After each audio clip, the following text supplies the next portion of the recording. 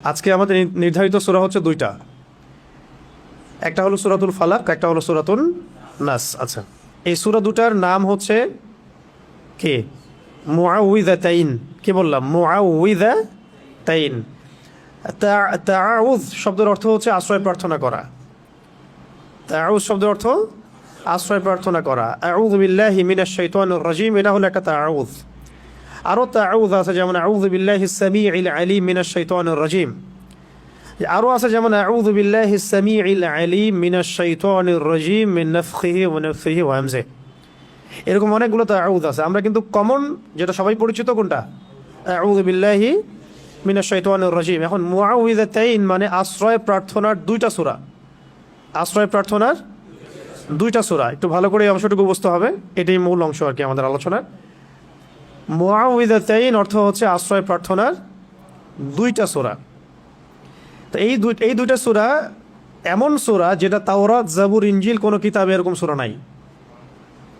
রাসূল সাল্লাল্লাহু আলাইহি ওয়াসাল্লাম বলেছেন যে এটা এমন সূরা আল্লাহ পাক আমাকে দিয়েছেন যেটা তাওরাতে, জাবুরে, ইনজিলে এরকম সূরার কোনো দৃষ্টান্তই নাই। মানে এটা শুধু কোরআনেই আছে। সুবহানাল্লাহ, অন্য কোনো কিতাবে এটা নাই। কোরআন এমন একটা কিতাব যেখানে আপনি পুরো আদম আলাইহিস সালাম থেকে শুরু করে একদম কিয়ামত পর্যন্ত হিস্ট্রি পাচ্ছেন। নূহ আলাইহিস সালামের কওম, অনেকে কিয়ামতের মাঠে অস্বীকার করবে যে নূহ আলাইহিস সালাম দাওয়াত দেয়নি আমাদেরকে, তাহলে কিয়ামতের মাঠে এটা হবে। তো নূহ আলাইহিস সালামের পক্ষে সাক্ষী দিবে কারা জানেন? উম্মতে মুহাম্মদ। সুবহানাল্লাহ, যে না, নূহ আলাইহিস সালাম 950 বছর দাওয়াত দিছে। তোমরা কিভাবে জানলা? আমাদের কোরআনে ছিল। বুঝতে পারছেন? কোরআনের মধ্যে সব কিছু আছে একদম শুরু থেকে শেষ পর্যন্ত। তো এই দুইটা সূরার মতো কোনো সূরা তাওরাতেও ছিল না, জাবুরেও ছিল না, ইনজিলও ছিল না। ঘটনা হচ্ছে রাসূলুল্লাহ সাল্লাল্লাহু আলাইহি ওয়াসাল্লামকে একবার একজন ইহুদি, বাইরে সে রূপ ধরে থাকতো যে সে মুসলিম, মুনাফিক, আসলে সে ছিল ইহুদি। হ্যাঁ, লাবিদ, তার নাম হচ্ছে লাবিদ বিন আসাম। লাবিদ বিন, নামগুলো মনে রাখবেন, লাবিদ বিন আসাম। এই ব্যক্তি মদিনায়, এই ব্যক্তি হচ্ছে মদিনার অধিবাসী। তো সে রাসূলুল্লাহ সাল্লাল্লাহু আলাইহি ওয়াসাল্লামের প্রতি শত্রুতাবশত, ইসলামের প্রতি শত্রুতাবশত কারো দ্বারা রাসূলের চুল কালেক্ট করেছিলেন, কয়েকটা চিরুনি থেকে চুল কালেক্ট করেছিলেন, করে সেই চুলগুলোর সাথে আরও ওদের যে তন্ত্র মন্ত্র এগুলো আছে, এগুলো জাদু মন্ত্রগুলো করে রাসূলুল্লাহ সাল্লাল্লাহু আলাইহি ওয়াসাল্লামকে জাদুগ্রস্ত করেছিলেন। তাহলে সাবিত হলো যে জাদু সত্য। সাবিত হলো কি? জাদু সত্য, জাদুবিদ্যার চর্চা সত্য। এখনও হয়, আগেও ছিল, হয়তো ভবিষ্যতেও থাকবে, আল্লাহু আ'লাম। শুরু হয়েছিল কোত্থেকে?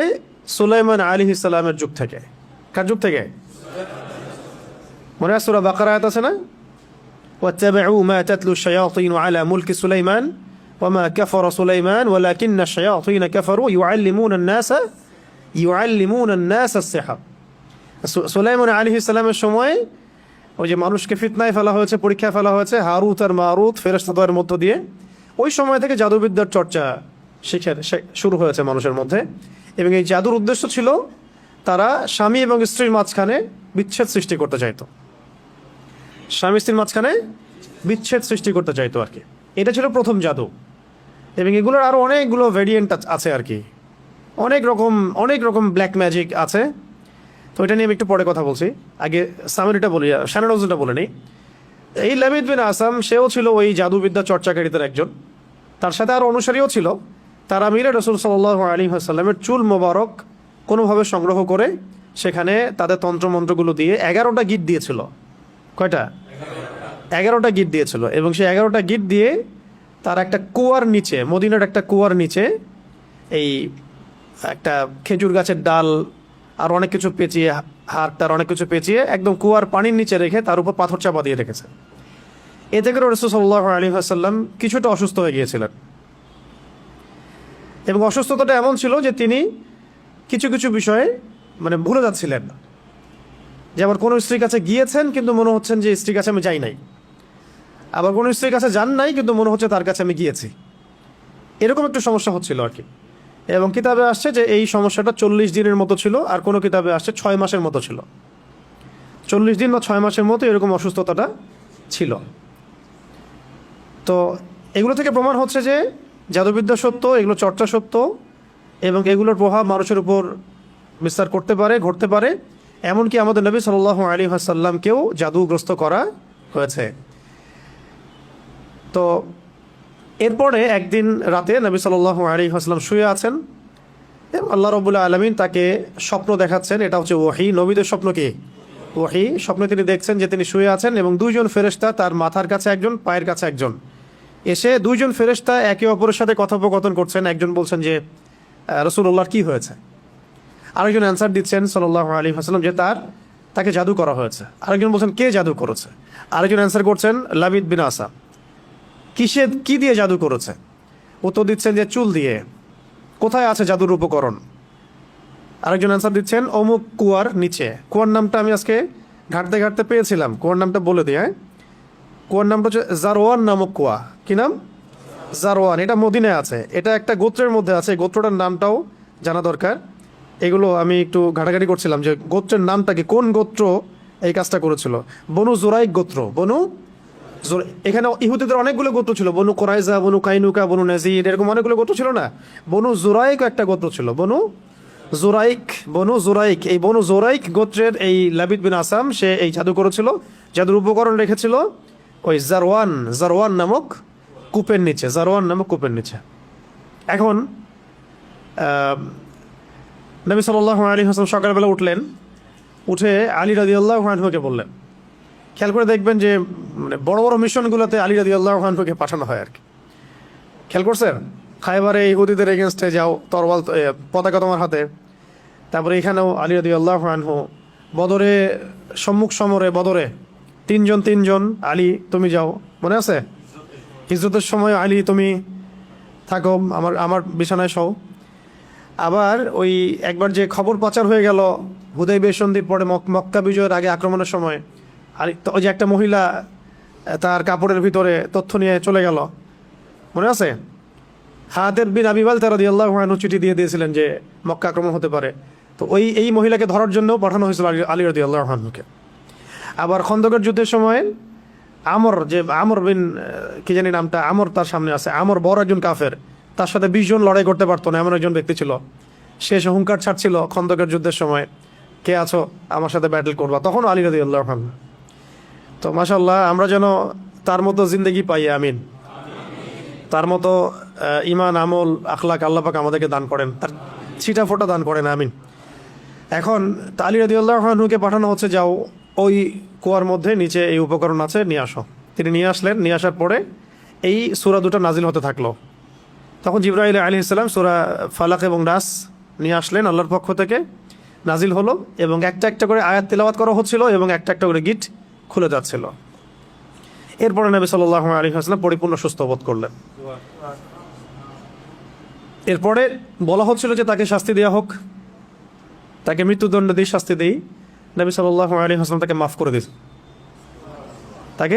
মাফ করে দিলেন। কিতাবে আসছে যে তার সামন দিয়ে তিনি চলাফেরা করলেও তার চেহারার মধ্যে বিন্দুমাত্র মানে কোনো রকম প্রতিক্রিয়া দেখা যেত না যে সে আমার এত বড় ক্ষতি করেছে, এই লাবিদ বিন আসাম। পরবর্তীতে সে মুসলিম হয়েছে কিনা আমি জানি না, এটা আমার জানা নাই। তো এই ছিল শানে নজুল, এই সূরা দুটো নাজিলের। শানে নজুল মানে কি? একটা সূরা, একটা আয়াত নাজিলের পিছনের প্রেক্ষাপট। তার মানে আমরা বুঝতে পারলাম যে রাসূল সাল্লাল্লাহু আলাইহি ওয়াসাল্লামকেও জাদু করা হয়েছে, তিনিও ইফেক্টেড হয়েছেন। রাসূল যদি ইফেক্টেড হতে পারেন তাহলে আমরা আবার কি? আমাদের কোনো অবস্থান আছে তার সামনে? এবং প্রমাণ হলো যে এটা সত্য এবং এটা চর্চা সত্য। কোরআনে বহু আয়াত আছে, হাদিসে বহু দলিল আছে। কিন্তু আপনি কি এই ঘটনাটা, আমি যে শানে নজুলটা বললাম, এই ঘটনাটা কি আপনি এখনকার মেডিকেল সায়েন্সকে বোঝাতে পারবেন? তারা কি এই ঘটনাটা বিশ্বাস করবে? বা সায়েন্টিফিক্যালি তারা কি এটাকে প্রমাণিত সাব্যস্ত করবে? আপনাকে বলবে আপনি সেকেলে মানুষ, এখনও কবিরাজ দেখায় বেড়ান, এখনও ওই কালে পড়ে আছেন। তো এখন এটা হচ্ছে একটা মানে ইন্টারনাল ব্লাইন্ডনেস, আমাদের আধ্যাত্মিক অন্ধত্ব আর কি, স্পিরিচুয়াল ব্লাইন্ডনেস। যে এই যুগের মানুষেরা, আমরা যারা এই যুগে বসবাস করি, আমরা আমাদের বাহ্যিক দৃষ্টির বাইরে কিছু বিশ্বাস করতে চাই না,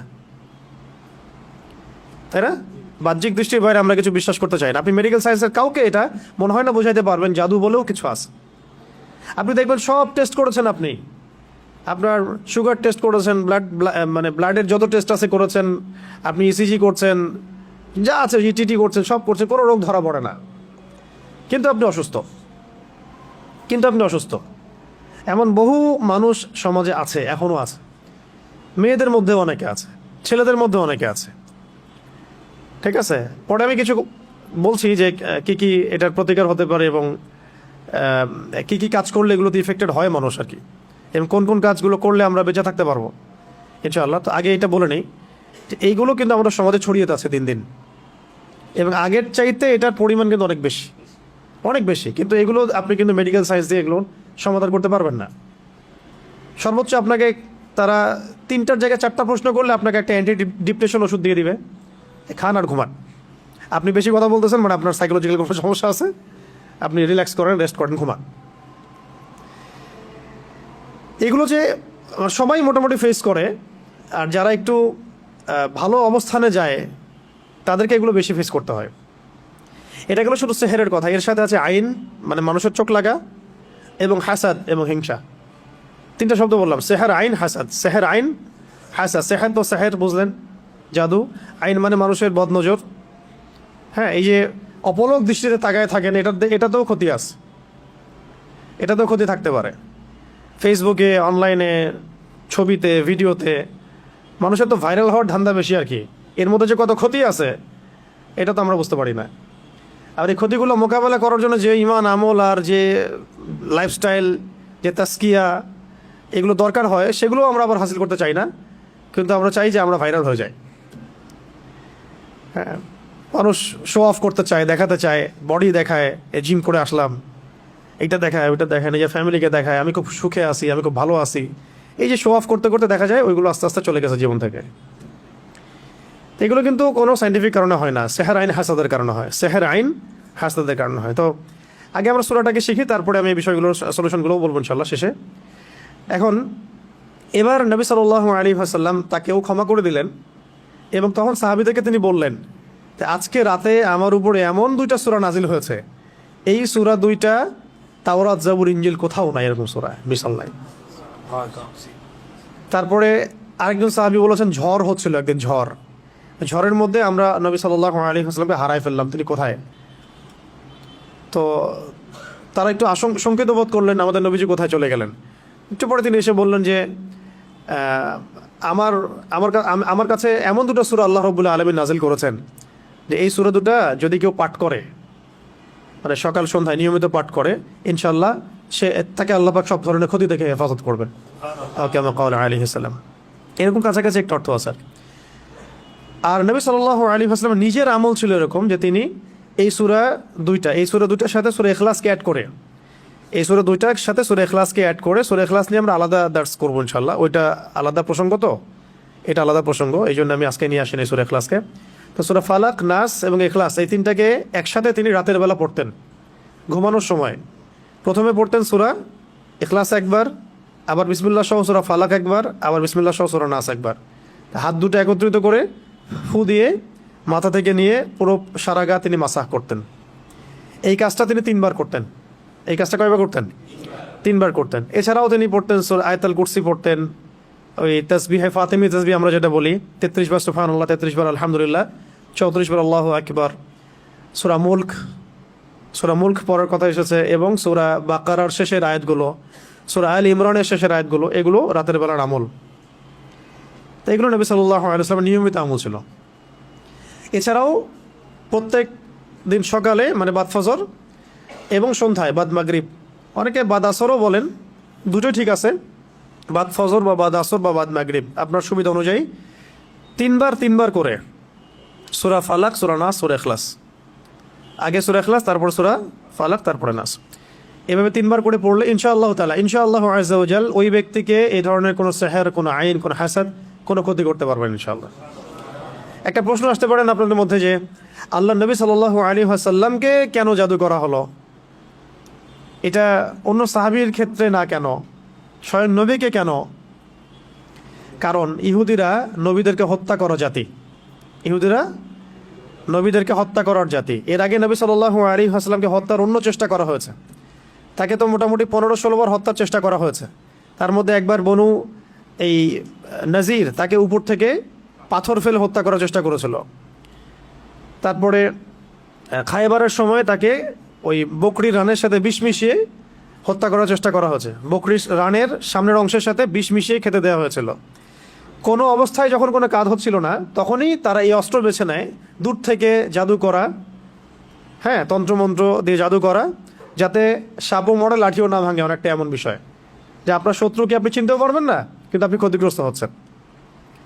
দেখবেন সম্পত্তি নিয়ে ক্যাচাল, তারপরে খুব পারিবারিক ক্যাচাল, কিন্তু সামনাসামনি আপনার সাথে লড়ার মতো তার সেই কলিজা নাই, কিন্তু পিছন থেকে কিন্তু আপনাকে জাদু করলে বা সেহের আইন হাসাতে গেলে তখন আপনি ক্ষতিগ্রস্ত হচ্ছেন, আপনি চিনতেও পারছেন না কে আপনার ক্ষতি করছে।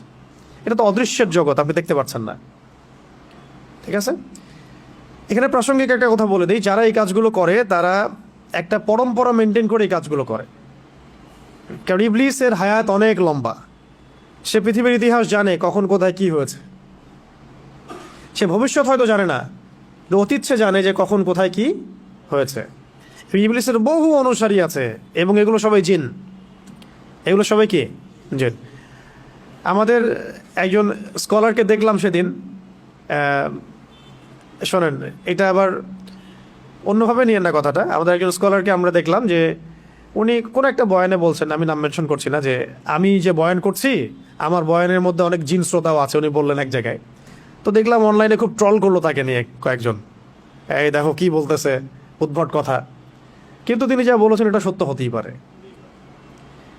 দার্সে জিন বসতেও পারে, মসজিদে নামাজে জিনরা নামাজ পড়তেই পারে। রাসূলুল্লাহ সাল্লাল্লাহু আলাইহি ওয়াসাল্লাম তায়েফ থেকে যখন তাকে তাড়িয়ে দেওয়া হয়েছে, নির্মমভাবে নির্যাতন করা হয়েছে, কারনুল মঞ্জিল নামক জায়গায় তিনি নামাজ পড়ছিলেন, জিনরা তার তেলাওয়াত শুনে ইসলাম কবুল করেছে। তো এখন ভালো জিন আছে না?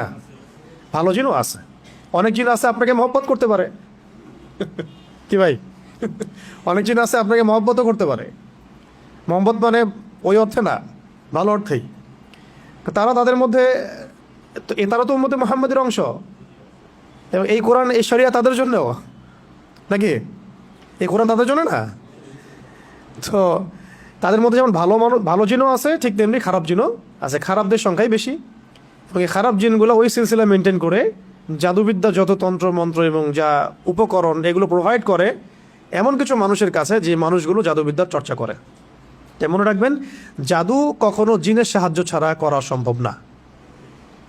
জাদু কখনো জিনের সাহায্য ছাড়া করা সম্ভব না। তন্ত্রমন্ত্র দিয়ে তারা জিনকে তাবে করে, বশ করে, এবং সেই জিনের ইবাদত করা তারা শুরু করে, জিনের জন্য নজর করে, জিনের জন্য মানত করে, জিনের জন্য পশু কুরবানি করে, জিনকে সেজদা করে, মানে জিনকে পাওয়ার চেষ্টা করে তারা। এবং জিনদেরকে আল্লাহ পাক কিছু ক্ষমতা দিয়েছেন, যে ক্ষমতাগুলো একটু এক্সট্রাঅর্ডিনারি আমাদের চাইতে। তো এইগুলোকে কাজে লাগিয়ে বেসিক্যালি এই জাদুগুলো করা হয়। বিচ্ছেদ জাদুর পিছনে একটা জিন থাকতে পারে, কারো দেখা গেল যে মানে সুস্বাস্থ্য নষ্ট করার জাদু করা হতে পারে। হ্যাঁ, কারো দেখা যেতে পারে এরকম যে এমন কোনো জাদু করা হয়েছে যে তার যেন সম্পদ ধ্বংস হয়ে যায়, তার বাচ্চা যেন ক্ষতিগ্রস্ত হয়, তার জানের জন্য কোনো ক্ষতি হয়, এরকমও জাদু করা হতে পারে। তো এইগুলো প্রত্যেকটা জাদুর ক্ষেত্রেই জিনদের কি থাকে, সক্রিয় ভূমিকা থাকে। শুধুমাত্র কবিরাজ জাদু করতে পারে না। আবার এই জাদু কাটার জন্য যদি আবার কেউ কবিরাজের কাছে যায়, তাহলে সে আবার তাকে এমন একটা প্যাচের মধ্যে ফেলবে যে সে আর এই মানে গোলক ধাতা থেকে বের হতে পারবে না।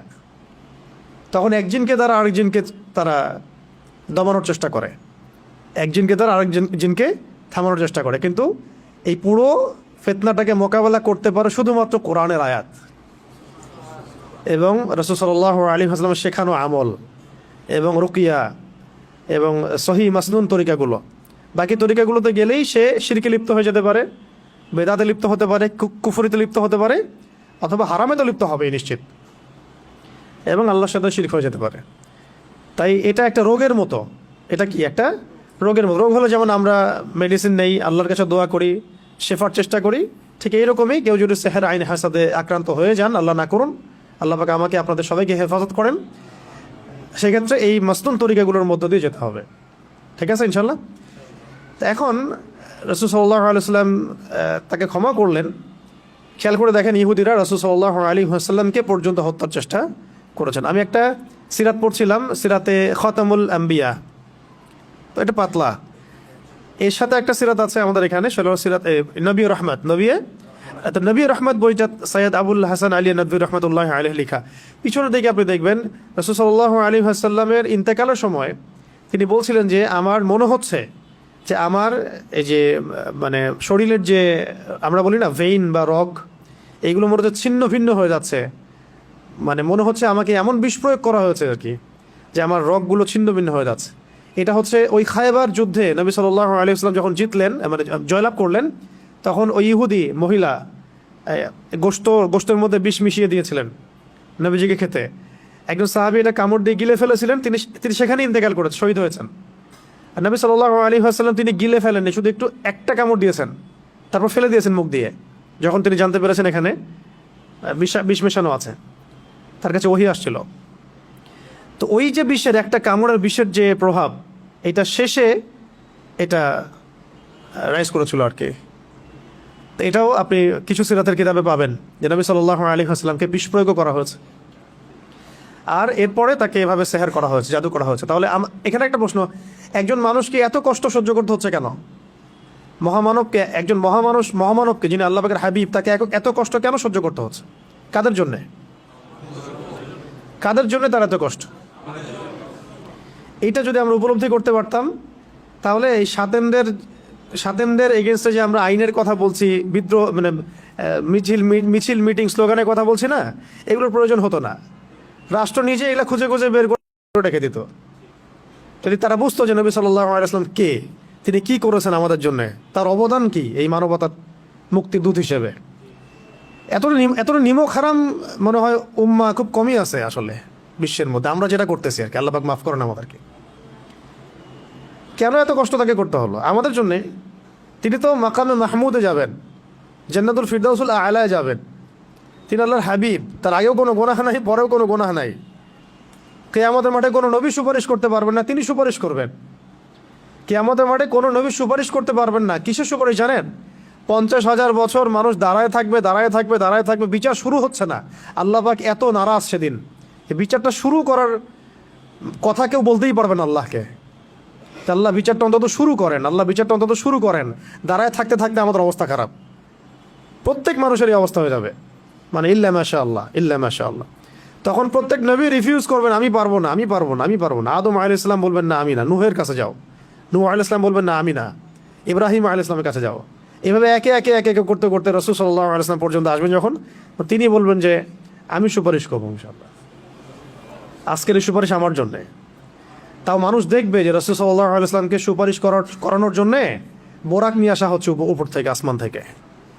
জিবরাইল আলাইহিস সালাম আসছেন, তিনি সেখানে উঠছেন, উপরে নিয়ে যাওয়া হবে। মানুষ দেখতে পারবে একটা বিশাল অট্টালিকার সামনে, আসমান এবং জমিনের মাঝখানে। এইটা হচ্ছে মাকামে মাহমুদ।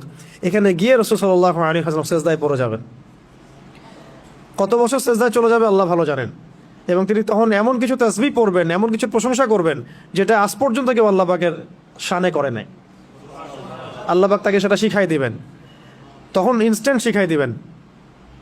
তারপরে তিনি বলবেন, ওঠো আমার হাবিব, তুমি চাও কি চাবা চাও, তোমার দোয়া কবুল করা হবে, তোমার সুপারিশ কবুল করা হবে। তিনি তখন বলবেন, আল্লাহ বিচারটা অন্তত আগে বিচারটা অন্তত শুরু করেন।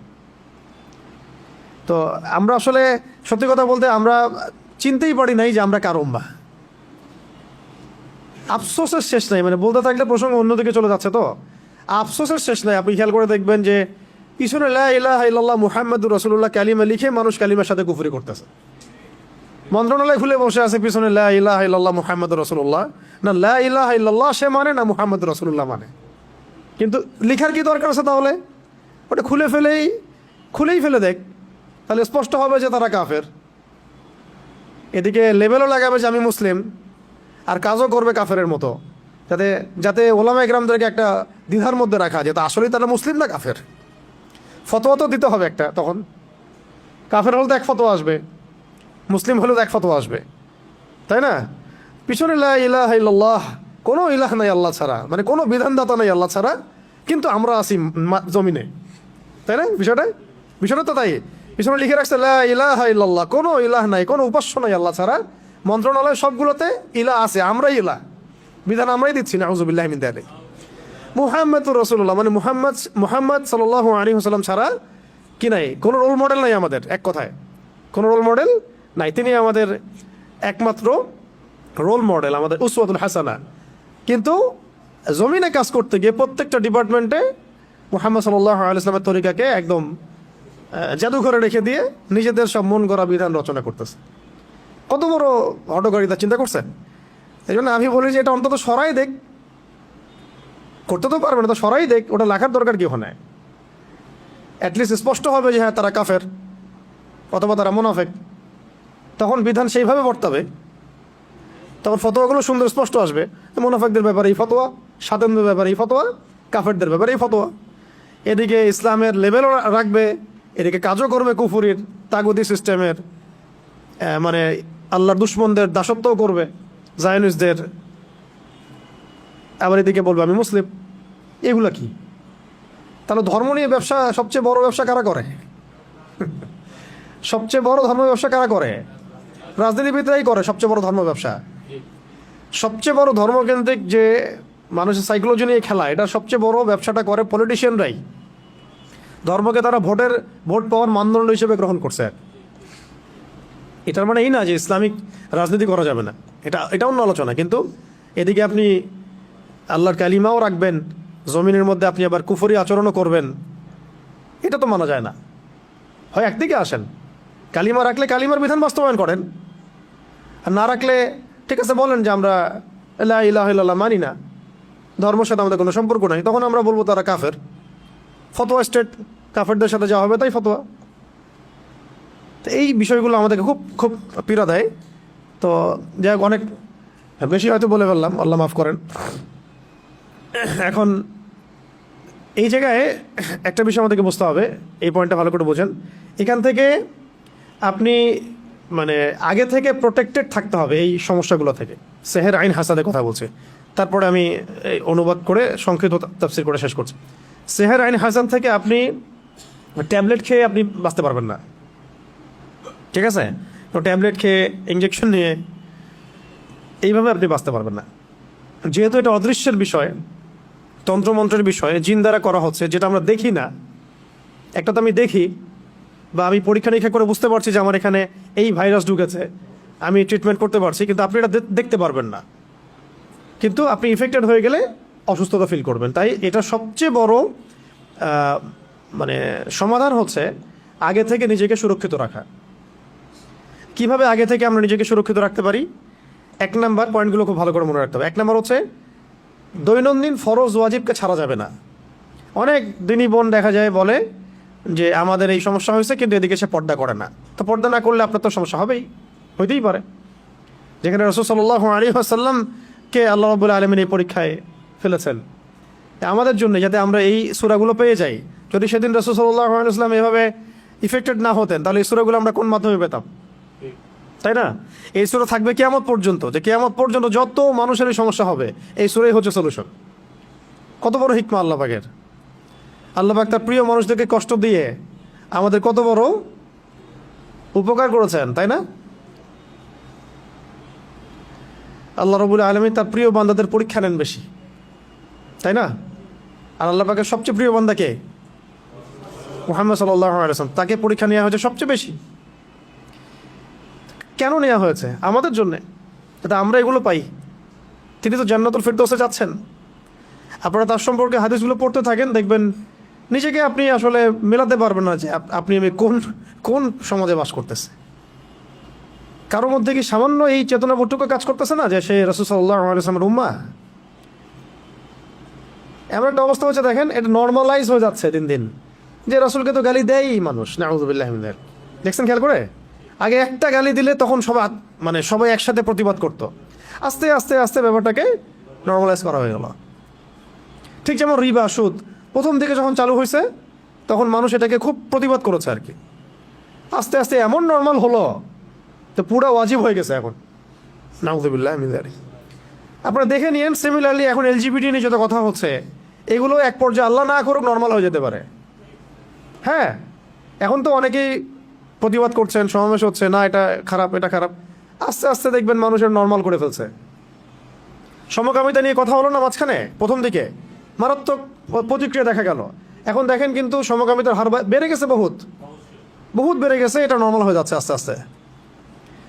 আমরা একটা জেনারেশন যার একটা কোর একটা মানে এনভায়রনমেন্টের মধ্যে থাকি। আপনি আপনার দিনী ভাইদের সাথে মেশেন, বোনদের সাথে মেশে, আমরা কিন্তু জানি না আসলে বাইরের ওয়ার্ল্ডে কি হচ্ছে। বাইরের ওয়ার্ল্ড যে কত বাজে অবস্থা চলে গেছে, এটা আপনি এখান থেকে একটু বেরোলে বুঝতে পারবেন। ওই ওয়ার্ল্ডগুলোর কিছু মানুষের সাথে মিশলে বুঝতে পারবেন কোন জায়গায় চলে গেছে দুনিয়া এখন। আরও আছে ব্যাপার, এই যে এখন একটা ইস্যু আসছে, ওই পশ্চিমাদের মানবাধিকার সোকল্ড, ওদের বানানো শব্দ সোকল্ড মানবাধিকার অফিস। এখন প্রতিবাদ হচ্ছে, কিছু কথা হচ্ছে, দেখবেন যদি প্রতিষ্ঠা হয়ে যায় নর্মাল হয়ে যাবে আস্তে আস্তে। এরকম মানবাধিকার ওদের ফিলিস্তিনে নাই, মানবাধিকার কমিশন সে খুলতে পারে না, হ্যাঁ, ইয়েমেনে খুলতে পারে না। যে জাতি আপনার আমার নবীকে হত্যা করার চেষ্টা করতে পারে, যে জাতি চুক্তি ভঙ্গ করে নবীর সাথে, যে জাতি এর আগে জাকারিয়া আলাইহিস সালামকে হত্যা করেছে, হ্যাঁ, যে জাতি এর আগে ইয়াহইয়া আলাইহিস সালামকে হত্যা করেছে, যে জাতি মূসা আলাইহিস সালামকে কষ্ট দিয়েছে, ঈসা ইবনে মারইয়ামকে হত্যার চেষ্টা করেছে, যে জাতি মুহাম্মদ সাল্লাল্লাহু আলাইহি ওয়াসাল্লামকে উপর থেকে পাথর ফেলে হত্যার চেষ্টা করেছে, ঠিক আছে, বনু কুরাইজা, বনু কাইনুকা, বনু নাজির চুক্তি ভঙ্গ করেছে, যে জাতি খায়বারে আমাদের সাথে লড়াই করেছে, যেই জাতি আমাদের নবীজিকে বিষপান করানোর চেষ্টা করেছে, আর যে জাতি আমাদের নবীকে সেহর পর্যন্ত করেছে, এই জাতির সাথে কি কোনো রকমের আপনি শান্তি চুক্তি করতে পারবেন? সেই জাতি এবং তার অনুসারীরাই আজকে গাজা ব্যবস্থা করেছে। তা আমরা আমাদের শত্রু থেকে চিনতে পারছি না। শুধু সে একা না, তার সাথে যত রকমের আরবের মুনাফেক আছে এরাও আমাদের শত্রু। তার সাথে যত পশ্চিমারা আতাত করেছে এরাও আমাদের স্পষ্ট শত্রু। তার আন্ডারে যত মানে সংগঠন আছে যারা ওদের হয়ে কাজ করে, এরা প্রত্যেকে আমাদের শত্রু। এমনকি তাদের সাথে যে মুশরিকরা ঐক্যবদ্ধ হয়েছে এখন, তাদের কেউ কেউ আমাদের বাড়ির পাশেও আছে, এরাও আমাদের স্পষ্ট শত্রু। এদের সবার এজেন্ড একটাই, তারা পুরো বিশ্ব থেকে তাওহীদপন্থীদেরকে মিটিয়ে ফেলতে চায়। মুহাম্মদ সাল্লাল্লাহু আলাইহি ওয়াসাল্লামের মানে সঠিক এবং দৃঢ় অনুসারীদেরকে তারা ধ্বংস করতে চায়, ইমানদারদেরকে তারা হত্যা করতে চায়। এটা হচ্ছে তাদের মূল মিশন, এবং এগুলোর মধ্য দিয়ে তারা বিশ্বকে শাসন করতে চায়। তবে তাদের এই স্বপ্নটা কখনোই বাস্তবায়িত হবে না ইনশাআল্লাহ। কারণ ঠিক এই মুহররম মাসের আশুরায় এটার দলিল আছে মজুদ। ঠিক যেভাবে আল্লাহ রাব্বুল আলামিন ফেরাউনের বাসায় মূসাকে বড় করেছেন আলাইহিস সালাম, দেখবেন আল্লাহ রাব্বুল আলামিন ওইভাবেই এই শাম অঞ্চলের মধ্যে ইমাম ঢুকাই দিবেন, ওদের ঘরের মধ্যেই ইনশাআল্লাহ। ফেরাউনের ঘরে যেভাবে কে মানুষ হয়েছে মূসা আলাইহিস সালাম, এইভাবে আল্লাহ রাব্বুল আলামিন এই বাইতুল মুকাদ্দাসের মধ্যে ইমামকে ঢুকাই দিবেন। ওরা বুঝতেও পারবে না ইনশাআল্লাহ। এটা বাস্তব, দেখেন এরকমই হবে ইনশাআল্লাহ। আর যেভাবে আল্লাহ রাব্বুল আলামিন একটা জায়গায় একত্রিত করে ফেরাউন এবং তার অনুসারীদেরকে ডুবিয়ে মেরেছেন, ঠিক একইভাবে আল্লাহ রাব্বুল আলামিন এই জামানার যত ফেরাউন আছে, এই জামানার এই যুগের যত ফেরাউন, এই যুগের যত জালেম এবং এই জালেমদের সহযোগী সবাইকে আল্লাহ পাক এই হোলি ল্যান্ডে একত্রিত করছেন, যাতে একসাথে এদেরকে ধ্বংস করা যায়। এটা ইতিহাস লিখিত হয়ে গেছে। এটা আমি এই জন্য বললাম, যাতে মুসলিমরা মানে আমরা যেন কখনো হীনমন্যতা না ভোগেন, যে কি হচ্ছে গাজায়, কি হচ্ছে ফিলিস্তিনে, কি হচ্ছে ইরাকে, সিরিয়ায়, আমরা মনে হয় দুর্বল। এগুলো হচ্ছে আল্লাহ রাব্বুল আলামিনের মাস্টার প্ল্যান। সাফল্য দুইভাবে আসে, এক হচ্ছে শাহাদাতের মাধ্যমে, এক হচ্ছে গাজী হওয়ার মাধ্যমে। যে ভাইরা শাহাদাত পাচ্ছেন তারা শাহাদাত বরণ করার মধ্য দিয়ে সফল হচ্ছেন, আর যে ভাইরা গাজী হবেন তারা জয়লাভ করে সফল হবেন। দুটোই সফলতার রাস্তা আমাদের জন্য। আমাদের সামনে মানে লস বলে কোনো প্রজেক্ট নাই। আমাদের সামনে কি নাই? লস বা ক্ষতি বলে কোনো প্রজেক্ট নাই। তো এই ছিল ওদের চরিত্র। এই কারণে আমি এতগুলো কথা এই কারণে বললাম যে ওদের ব্যাপারে যেন সচেতন থাকি আমরা। ওদের এজেন্ডা, ওদের রাজনৈতিক ভিশন, ওদের অর্থনৈতিক এই মানে ফাঁকফোকরগুলো, সামাজিক ওদের যে ফিতনাগুলা, ওদের ইন্টারনেটের ফিতনাগুলা, মিডিয়ার ফিতনা, ওদের প্রযুক্তিগত ফিতনা, এবং ওদের যে বৈশ্বিক একটা মানে জায়নিস্ট ট্র্যাপ আছে, এগুলো সম্পর্কে যেন আমরা সচেতন থাকি। কোনো অবস্থায় যেন এগুলোতে পা না দেই, কারণ তারা আমাদের নবীকে পর্যন্ত ছাড়ে নাই। এটা মনে রাখবেন, যে আপনার নবীকে ছাড়ে না সে আপনাকে ছাড়বে কীভাবে? যে আপনার নবীকে ছাড়ে নাই সে আপনাকে ছাড়বে? আল্লাহ রাব্বুল আলামিন তখন নাজিল করলেন সূরা ফালাক এবং নাস। আল্লাহ পাক, আমি এখন অনুবাদ করে দিচ্ছি, আপনারা যেন এটা অনুবাদ জানা থাকলে নামাজে আপনি পড়ার সময় মনোযোগটা বেশি পাবেন। আল্লাহ পাক প্রথমে বলছেন কুল, হে নবী আপনি বলুন। মুখস্থ আছে না সবার? আল্লাহ পাক বলছেন কুল, হে নবী আপনি পড়ুন। কি পড়ুন? আপনি পড়ুন আউযু বিরাব্বিল ফালাক, আউযু বিরাব্বিল ফালাক। আউযু মানে আমি আশ্রয় প্রার্থনা করছি। কুল মানে বলুন, আউযু মানে আমি আশ্রয় প্রার্থনা করছি। বিরব্বি মানে রবের নিকটে, বিরব্বি মানে রবের নিকটে। আল ফালাক মানে হচ্ছে সকাল, আল ফালাক মানে সকাল। একটা আগে ওয়ার্ড বাই ওয়ার্ড শিখেন। কুল মানে বলুন, কুল মানে আউযু মানে আমি আশ্রয় প্রার্থনা করছি, এক বচন। আউযু মানে আমি আশ্রয় প্রার্থনা করছি, আর নাউযু মানে আমরা আশ্রয় প্রার্থনা করছি। বিরব্বি রবের নিকটে, আল ফালাক মানে সকাল।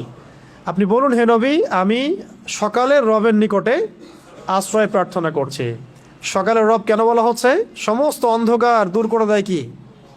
সকাল। ঠিক তেমনি সমস্ত বিপদ আপদ বলা মুসিবতের সমস্ত অন্ধকার কে দূর করবেন? আল্লাহ পাক বলছেন এখানে রব্বিল ফালাক, সকালের রব, প্রভাতের রব। তো ইনশাআল্লাহ এই উম্মারও প্রভাত সামনে আসবে ইনশাআল্লাহ। এই সমস্ত অন্ধকার কেটে যাবে কার হুকুমে? রব্বিল ফালাক।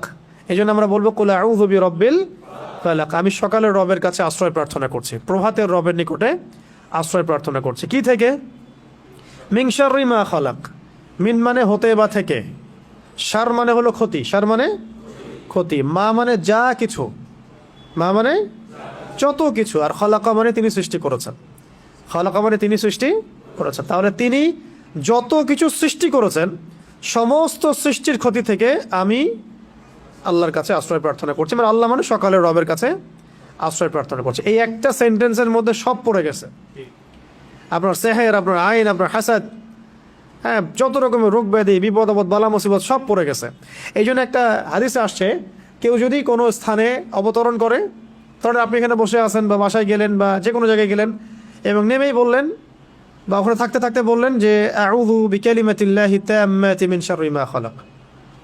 আউযু মানে আমি আশ্রয় প্রার্থনা করছি, বিকালিমাতিল্লাহি তাম্মাতি মানে আল্লাহ পাকের সমস্ত পরিপূর্ণ কালিমাগুলোর মাধ্যমে। আল্লাহ পাকের যত পরিপূর্ণ কালিমাগুলো আছে, বাক্যগুলো আছে, এগুলোর সংখ্যা কত হবে আমরা তো জানি না, ইনফিনিটিভ। কত কালিমা আল্লাহ পাকের আছে, আছে না? আমরা তো জানিও না, জানি অল্প কিছু। এই সমস্ত কালিমাগুলোর মাধ্যমে আমি আল্লাহর কাছে আশ্রয় প্রার্থনা করছি মিন শাররি মা খালাক, তিনি যা কিছু সৃষ্টি করেছেন সব কিছুর ক্ষতি থেকে। মানুষের ক্ষতি, জিনের ক্ষতি, ঠিক আছে, তারপরে জালেম বাদশার ক্ষতি, ঠিক আছে, রাতের অন্ধকারের ক্ষতি, জাদুর ক্ষতি, সেহের, আইন, হাসাদের ক্ষতি, জটিল রোগ ব্যাধির ক্ষতি, মহামারীর ক্ষতি, কত ক্ষতি হিসেব করা যাবে, শেষ করা যাবে? যত রকম ক্ষতি আছে সমস্ত ক্ষতি থেকে আমি আল্লাহর কাছে আশ্রয় প্রার্থনা করছি। এটা যদি কেউ পড়ে, কোনো জায়গায় পড়ে, রাসূল সাল্লাল্লাহু আলাইহি ওয়াসাল্লাম বলছেন ওখান থেকে যাওয়ার আগ পর্যন্ত কোনো কিছু তাকে কোনো ক্ষতি করতে পারবে না ইনশাআল্লাহ। আকস্মিক তার কোনো বিপদ আপদ হবে না ইনশাআল্লাহ। ঠিক আছে, এই দোয়াটা মুখস্থ করবেন, আউযু বিকালিমাতিল্লাহি তাম্মাতি মিন শাররি মা খালাক, আউযু বিকালিমাতিল্লাহি তাম্মাতি মিন শাররি মা খালাক। অনেক স্ট্রং একটা দোয়া, সকালে 3 বার পড়তে পারেন, সন্ধ্যায় 3 বার পড়তে পারেন, এছাড়াও যখন ইচ্ছা তখন পড়তে পারেন। অনেকে বাচ্চাদের ব্যাপারে আমাদের কাছে বলেন দোয়া করেন হুজুর, চারফুক দেন, ঠিক আছে, আপনি নিজেই করবেন। আউযু বিকালিমাতিল্লাহি তাম্মাতি না বলে বলবেন উঈযুকা। যদি আপনার একটা ছেলে হয় তাহলে বলবেন উঈযুকা, যদি একটা মেয়ে হয় তাহলে বলবেন উঈযুকি, আর যদি একটা ছেলে একটা মেয়ে হয় বলবেন উঈযুকুমা, আর যদি অনেকগুলো বাচ্চাকে একসাথে ঝাড়ফুঁক করতে চান বলবেন উঈযুকুম। 4টা ক্ষেত্র বললাম, ঠিক আছে। একটা ছেলে হলে কি বলবেন? উঈযুকা বিকালিমাতিল্লাহি তাম্মাতি মিন শাররি মা খালাক, দিয়ে ফু দিয়ে দিবেন। একটা মেয়ে আছে আপনার, একজন মেয়ে আসছে, বলবেন উঈযুকি বিকালিমাতিল্লাহি তাম্মাতি মিন শাররি মা খালাক। একটা ছেলে একটা মেয়ে বসে আছে আপনার, বলুন উঈযুকুমা বিকালিমাতিল্লাহি তাম্মাতি মিন শাররি মা খালাক, ফু দিয়ে দিবেন। ইমাম হাসান এবং হুসাইন রাদিয়াল্লাহু আনহুমা তারা নবী সাল্লাল্লাহু আলাইহি ওয়াসাল্লামের কাছে আসতেন, খেলাধুলা করতেন, ঘাড়ে উঠতেন, পায়ে বসতেন, কোলে বসতেন, তিনি আদর করে বলতেন উঈযুকুমা বিকালিমাতিল্লাহি তাম্মাতি মিন শাররি মা খালাক, ফু দিয়ে দিতেন। এগুলো মাসনুন তরিকা, এগুলো করলে বাচ্চা দেখবেন যে ভালো আছে, সুস্থ আছে, ভালো আছে, নিরাপদে আছে, আল্লাহ পাক ফেরেশতা দিয়ে হেফাজত করাবেন ইনশাআল্লাহ। ঠিক আছে, এখন এটা একটা, আরও দোয়া আছে, অনেক দোয়া আছে, ওইগুলো এক বৈঠকে বললে মনে রাখতে পারবেন না। এই যে একটা কিতাব আছে হিসনুল মুসলিম, এটা বাসায় রাখতে পারেন। আর একটা আছে হিসনে হাসিন, হিসনে হাসিন, এটাও সুন্দর, মাশাআল্লাহ চমৎকার, এটা রাখতে পারেন। এগুলোর মধ্য দিয়ে এগুলো শিখতে পারবেন ইনশাআল্লাহ। তো আমরা শিখলাম যে কুল আউযু বিরাব্বিল ফালাক মানে বলুন হে নবী আমি আশ্রয় প্রার্থনা করছি প্রভাতের রবের কাছে, মিন শাররি মা খালাক সমস্ত, তিনি যা কিছু সৃষ্টি করেছেন তার সমস্ত কিছুর ক্ষতি থেকে, তিনি যা সৃষ্টি করেছেন তার সমস্ত কিছুর ক্ষতি থেকে আমি আশ্রয় প্রার্থনা করছি। আচ্ছা, তারপরে আল্লাহ পাক বলছেন ওয়া মিন শাররি গাসিকিন ইযা ওয়াকাব, মুখস্থ আছে তো নাকি? ওয়া মিন শাররি গাসিকিন ইযা ওয়াকাব, ওয়া মানে এবং, ওয়া মানে এবং, মিন মানে হতে বা থেকে, শার মানে কি ক্ষতি, শার মানে ক্ষতি, একজন ভলান্টিয়ারকে ডাকুন, শার মানে ক্ষতি। আবার বলছি, কোথায় ছিলাম? ওয়া মিন শাররি গাসিকিন ইযা ওয়াকাব, ওয়া মানে এবং, ওয়া মানে এবং, মিন মানে হতে বা থেকে, শার মানে ক্ষতি, ওয়া মিন শাররি মানে ক্ষতি থেকে, গাসিক, গাসিক মানে হচ্ছে রাত, গাসিক মানে রাত, এই যে অন্ধকার রাত এটাকে বলা হয় কি গাসিক। ইদা মানে যখন, ইদা মানে যখন, আর ওয়াকাবা মানে তা গভীর হয়, তা ঘনীভূত হয় বা গভীর হয়, মানে রাতের অনিষ্ট বা ক্ষতি থেকে যখন তা গভীর হয়। তাহলে প্রথমে আশ্রয় চাওয়া হলো সমস্ত সৃষ্টি থেকে, তারপরে আশ্রয় চাওয়া হচ্ছে স্পেশালি সমস্ত সৃষ্টির মধ্যে স্পেশালি রাতের ক্ষতি থেকে যখন সেটা গভীর হয়। তার মানে বুঝতে পারলাম যে রাতের মধ্যে অনেক ক্ষতি আছে। রাতের মধ্যে কি আছে? এমন অনেক ক্ষতি আছে যেগুলো আমরা দেখি না। একটা হাদিসে নবীজি বলেছেন সাল্লাল্লাহু আলাইহি ওয়াসাল্লাম যে রাতের বেলা এমন অনেক মাখলুক ঘোরাফেরা করে যেগুলোকে তোমরা দেখতে পারো। একটা হাদিসে আসছে তোমরা সন্তানদেরকে সন্ধ্যাবেলায় ছেড়ে দিও না, যখন যদি ছাড়তেই হয় তাহলে সন্ধ্যা যখন হয়ে যাবে একবারে পরিপূর্ণরূপে তারপরে ছেড়ো। কেন বলা হচ্ছে এগুলো?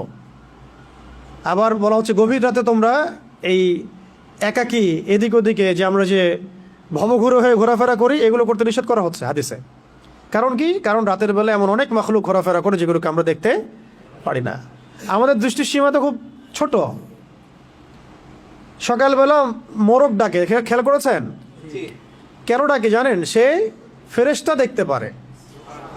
একটা মোরগ একটা একজন ফেরেশতাকে, মালাককে দেখতে পারেন, সম্মানিত ফেরেশতাকে দেখতে পারেন, আমরা দেখতে পারি না। ওই জন্য তখন পড়তে হয় আল্লাহুম্মা ইন্নী আসআলুকা মিন ফাদলিকা, আল্লাহুম্মা ইন্নী আসআলুকা মিন ফাদলিকা। আবার দেখো রাতের বেলা কুকুর চিল্লাচিল্লি করে বেশি। রাতের বেলা কি করে? কুকুর চিল্লাচিল্লি করে বেশি। রাত কুকুরের ডাক শুনলে আমাদেরকে পড়তে হবে আউযু বিল্লাহি মিনাশ শাইতানির রাজিম। কারণ কুকুর দেখতে পারে জিন শয়তান। কুকুরের দৃষ্টি আমাদের দৃষ্টির চেয়ে এখানে প্রখর, সে দেখতে পারে জিন শয়তান, আমরা দেখতে পারি না। একটা মোরগ দেখতে পারে ফেরেশতাকে, আমরা দেখতে পারি না। তা আমাদের দৃষ্টি খুবই দুর্বল। আমরা আবার এই দৃষ্টি নিয়ে ফেরাউন বলেছিল যে আল্লাহকে দেখতে চায়, নাউযুবিল্লাহি মিন যালিক, তাই না? আস্তাগফিরুল্লাহ। তো এখন কথা হচ্ছে যে রাতের মধ্যে ক্ষতি আছে, এই জন্য রাতের বেলা, এখন তো রাত দিন হয়ে গেছে, দিন রাত হয়ে গেছে, এই কারণে রাতের বেলা যারা দুনিয়াবি কারণে বা ফাহেসা কাজে ব্যস্ত থাকেন, একটা তো দিনই এলেম চর্চা করা, রাত জেগে ইবাদত করা, সেটা তো আলাদা বিষয়, সেটা অনেক বেশি ফজিলতেরও। রাত জেগে ইলম চর্চা করা ফজিলতের, একটু ঘুমাবে, একটু ইলম চর্চা করবে, একটু নামাজ পড়বে, এটা তো অনেক ভালো, এটা দরবেশওয়ালা কাজ। কিন্তু অনেকে দেখা যায় টিভি দেখে, মুভি দেখে, গান শুনে, হ্যাঁ কনসার্ট করে, এখানে ওখানে বন্ধুদের সাথে আড্ডা মেরে, বাইক চালায়, রাতের বেলা এদিক ওদিকে ঘুরে বেড়ায়, হ্যাং আউট করে, এভাবে সময় নষ্ট করে রাতে। তাদের ক্ষেত্রে এ সেহের আইন হাসাদ হয়ে যায়, এর সম্ভাবনা একদম 90%। তারা জিন্দার আক্রান্ত হয়ে যেতে পারে, সেহের হয়ে যেতে পারে, আইন হয়ে যেতে পারে, হাসাদ হয়ে যেতে পারে, আরও অনেক বড় বড় সমস্যা হয়ে যেতে পারে। রাতের এই ক্ষতি থেকে আমাদেরকে বাঁচার জন্যে অবশ্যই কী করতে হবে? এই সূরা ফালাক, নাস, ইখলাস এগুলো অবশ্যই চর্চা করতে হবে, এবং রাতের বেলা এভাবে বাইরে ঘোরাফেরা করা যাবে না। যদি দিনই কোনো বিষয় হয় সেটা আলাদা বিষয়, দুনিয়াবি কোনো আজে বাজে বিষয়, দুনিয়াবি আজে বাজে কোনো বিষয়ে রাত্রি জাগরণ করাটা ঠিক হবে না। আল্লাহ পাক আমাদেরকে বোঝার তৌফিক দান করে। তো রাতের বেলা অনেক ক্ষতি আছে, এই ক্ষতিগুলো থেকে আল্লাহ পাক আমাদেরকে হেফাজত করেন, আমিন। 4 নম্বর আয়াতে আল্লাহ পাক বলেছেন ওয়ামিন, এটা ভালো করে বোঝার, ওয়ামিন শাররিন নাফাসাতি ফিল উকাদ, ওয়ামিন শাররিন, এটা আয়াতটা ভালো করে পড়বেন, ওয়ামিন শাররিন নাফাসাতি ফিল উকাদ। অনেকে নাফাসাত পড়ে ফেলেন, সিন নাই এখানে, ফা আছে। ওয়া মিন শাররিন নাফাসাতি ফিল উকদ। ওয়া মানে এবং, মিন মানে হতে বা থেকে, আর শার মানে তো ক্ষতি। নাফাসাত শব্দটা হচ্ছে স্ত্রীবাচকের বহুবচন। স্ত্রীবাচক শব্দের বহুবচন, এটা দ্বারা বোঝানো হচ্ছে যে জাদু করিনি মহিলা, জাদু করিনি নারীদের কথা বলা হচ্ছে, জাদু করিনি নারীদের কথা বলা হচ্ছে। এটা কিন্তু প্রমাণিত যে এই বিষয়গুলোতে নারীরা বেশি অগ্রগামী হয়। খুব সতর্ক, নারীদের ফিতনা কিন্তু মারাত্মক। ইন্না কাইদাকুন্না আযীম, আল্লাহ পাক বলেছেন তোমাদের ষড়যন্ত্র কিন্তু মহান। মহান মানে বিশাল, মারাত্মক। তো এখনো গ্রামে গঞ্জে বিভিন্ন জায়গায় আপনি দেখবেন যে নারীরা এগুলোর সাথে বেশি সম্পৃক্ত হয়ে যাচ্ছে, জাদু চর্চা করছে ইত্যাদি ইত্যাদি। তা আগে থেকে এটা ছিল। আল্লাহ পাক এখানে মুয়ান্নাস শব্দ প্রয়োগ করেছেন যে গ্রন্থিতে, ওকদ, ওকদ মানে হচ্ছে গ্রন্থি, গিট, রশি বা দড়ির গিট। তাহলে আয়াতের অর্থ হচ্ছে যে গ্রন্থিতে ফুৎকার দানকারী, মানে ফু দেয়, যে ফু দেওয়া, গ্রন্থিতে মানে গিটে ফুৎকার দানকারিনী নারীদের অনিষ্ট থেকে বোঝানো হচ্ছে এমন জাদু করেনি মহিলাদেরকে যারা গিটের মধ্যে ফু দিয়ে দিয়ে জাদু করে। বুঝতে পারছি? এমন নারীদের অনিষ্ট থেকে আল্লাহ পাক আমাদেরকে আশ্রয় চাইতে বলছেন যারা গিটের মধ্যে ফু দিয়ে দিয়ে দিয়ে জাদু করে। ঠিক নবী সাল্লাল্লাহু আলাইহি ওয়াসাল্লামের ক্ষেত্রে কী হয়েছিল? এই 11টা গিট দেওয়া হয়েছিল, চুলে 11টা গিট দেওয়া হয়েছিল। এই চুলের কথা বলতে গিয়ে একটা কথা মাথায় আসছিল, তখন ভুলে গেছিলাম। এই যেখানে সেখানে সেলুনে যে চুল কাটি আমরা, এইগুলোতে একটু ঝুঁকি আছে। মানে চুলগুলো কখন কোথায় কি হচ্ছে, আপনার কোন দুশ্মন আপনার চুল নিয়ে চলে যাবে, আপনি তো টের পাচ্ছেন না। ব্যাপারটা বুঝতে পারছেন? তো এর বড় বড় ওলামা একরাম যারা আমি আগে দেখেছি, শুনেছি যে তারা কিন্তু বাসায় চুল কাটতেন এবং চুল মাটিতে পুঁতে ফেলতেন, কাউকে দিতেন না, দেখতে দিতেন না। কে জানে আবার শত্রুতা করে কেউ যদি চুল নিয়ে চলে যায়, আপনার শত্রু টানেভাবে থাকতে পারে, আপনি তো বুঝতে পারবেন না। তো যাই হোক, এত বেশি আমার ভয়ের কিছু নাই, কিন্তু ব্যাপারটা কনসিয়াসনেস থাকা দরকার যে চুল মেয়েরাও যেখানে সেখানে ফেলে দিচ্ছে। জাদু চুল দিয়ে করা যায় আর কি, করেও সাধারণত। চুল দিয়ে করলে মাথায় ইফেক্ট হবে। আবার অনেক সময় দেখা যায়, আমরা দেখেছি যে মেয়েরা চুল বিক্রি করতেছে। গ্রাম অঞ্চলে দেখবেন, খেয়াল করে চুলগুলো কালেক্ট করে বিক্রি করে তারা, আবার পরচুলা বানায় সেগুলো দিয়ে। মারাত্মক, এগুলো ডেঞ্জারাস কাজ আর কি, যে কোনো সময় ক্ষতিগ্রস্ত হয়ে যেতে পারে। তো এখানে বোঝানো হচ্ছে যে এই গ্রন্থিতে ফুৎকার দানকারিনী মহিলাদের অনিষ্ট থেকে আমি আশ্রয় প্রার্থনা করছি। ঠিক আছে? আর শেষের আয়াতে বলা হচ্ছে ওয়া মিন শাররি হাসিদিন ইযা হাসাদ। ওয়া মানে এবং, মিন মানে হতে, আগে জানলেন। শার মানে কি? ক্ষতি। হাসিদ মানে হিংসুক। হাসিদ মানে হিংসুক, মানে যে হিংসা করে। ইসমে ফাইল এটা, যে হিংসা করে। ইযা মানে যখন, হাসাদা মানে সে হিংসা করে। মানে হিংসুকের অনিষ্ট থেকে যখন সে হিংসা করে, হিংসুকের অনিষ্ট থেকে যখন সে হিংসা করে। হিংসা ঈর্ষা কিন্তু এক না। যেমন একজনের মাশাআল্লাহ সম্পত্তি আছে, আপনি আকাঙ্ক্ষা করছেন যে আমারও যদি হতো, আমিও আল্লাহর পথে দান করতাম। এটা ঈর্ষা করা, এটা বৈধ জায়েজ। কিন্তু আপনি এভাবে যদি চিন্তা করেন যে ওর সম্পদ ধ্বংস হয়ে যাক, ওর এই মানে অবস্থান ধ্বংস হয়ে যাক, আল্লাহ পাক তাকে বড় করতেছেন কেন, তার গা জ্বলতেছে, সে কীভাবে বড় হয়ে গেল, গা জ্বলতেছে, এগুলো হচ্ছে হিংসা। এটা তো নিজে বোঝাই যায়, নিজের বিবেকই বলে দেয় যে সে হিংসা করছে কিনা। হিংসা করার সাথে সাথে নূর নষ্ট হয়ে যায়। হিংসার আগুন বলে না, হিংসার অনল বলে না কথা একটা, ঈর্ষার অনল, হিংসার অনল। আসলে ব্যাপারটা অনলই, আগুনই। হাদিসের মধ্যে এসেছে, যদি কোনো ব্যক্তি হিংসা করে, একজন ব্যক্তি কাউকে হিংসা করে, তাহলে তার নেক আমলগুলো ধ্বংস হয়ে যায়, ঠিক যেইভাবে আগুন কাঠকে খেয়ে ফেলে। আগুন যেভাবে কাঠকে খেয়ে ফেলে, এইভাবে হিংসা নেক আমলকে খেয়ে ফেলে। তাই যখন কেউ হিংসা যদি কেউ করে ফেলি, আল্লাহ না করুক, আমাদেরকে আল্লাহ পাক এখান থেকে হেফাজত করেন, যদি কেউ করে ফেলে, আপনি নিজেই বুঝতে পারবেন যে আপনার ভিতরটা জ্বলতেছে। এটা কিসের আগুনে জ্বলতেছে? হিংসার আগুনে জ্বলতেছে। এবং এই জ্বলা থেকে দাড়ি টুপিওয়ালা মানুষটাও বাদ নাই। ঠিক আছে? কোনো কোনো ক্ষেত্রে অগ্রগামীও হইতে পারে, বেশি জ্বলে। অনেকের বেশি জ্বলে না, বেশি জ্বলে। তো হিংসা থেকে বাঁচতে হবে। আরেকটা হচ্ছে, যদি কেউ আপনাকে হিংসা করে, আপনি হিংসা করেন না কাউকে, কিন্তু অন্যরা আপনাকে হিংসা করতেছে, এটার জন্য আপনি কখনোই গুনাহগার না। কিন্তু এই যে হিংসা আপনাকে করতেছে মানুষ, এটারও ইফেক্ট আপনার উপর আসতে পারে যদি আপনি প্রোটেক্টেড না থাকেন। কারণ এটা একটা আগুন, যে জ্বলবে তাকেও তো জ্বালাবেই, আশেপাশে দাঁড়ায় থাকলে সেও জ্বলবে, বা তার উপরে আগুনের তাপ গিয়ে পড়বে। অতএব ওই আগুনের তাপ থেকে বাঁচার জন্য ঢাল লাগবে। কি লাগবে?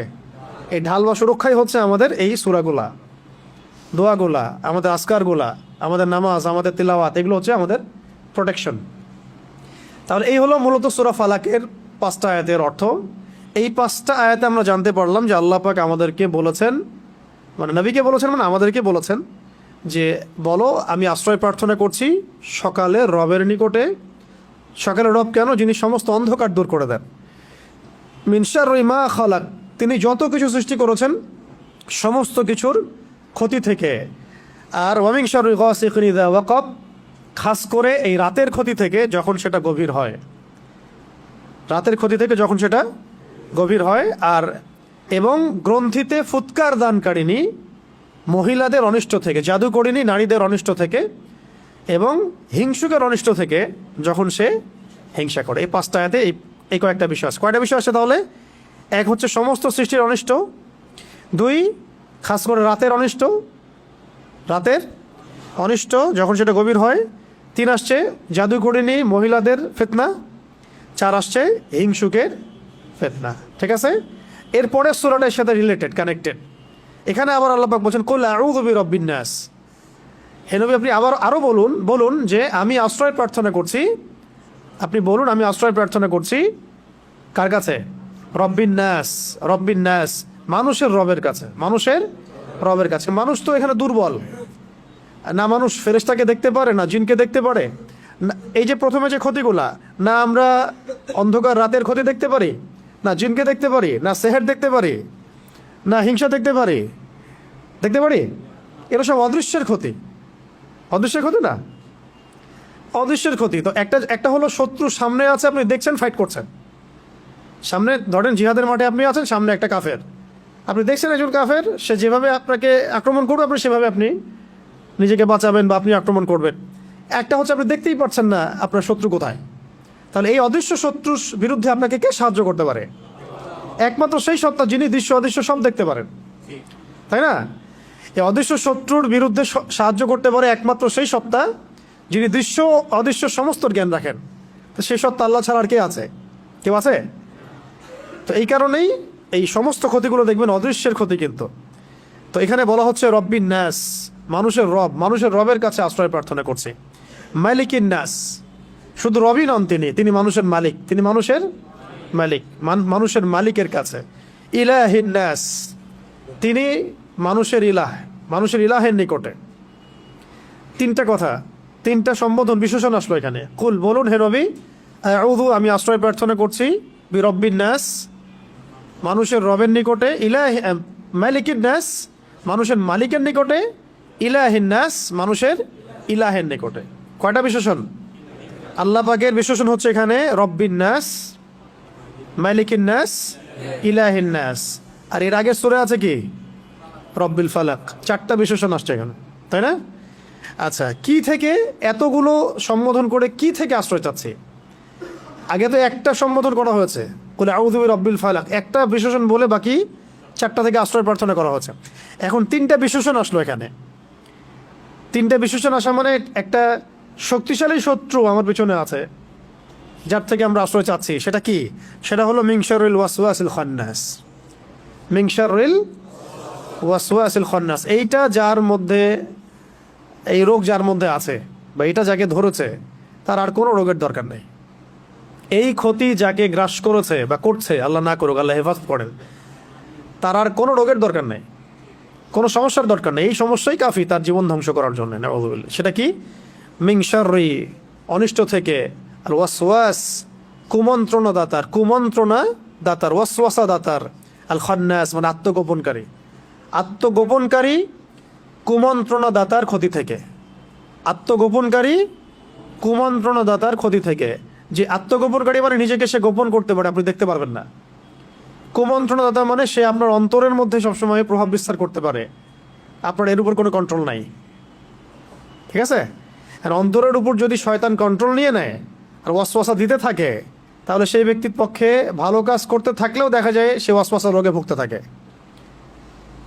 এটা কি হইলো, ওইটা কি হইলো না, এটা হইলো কি না,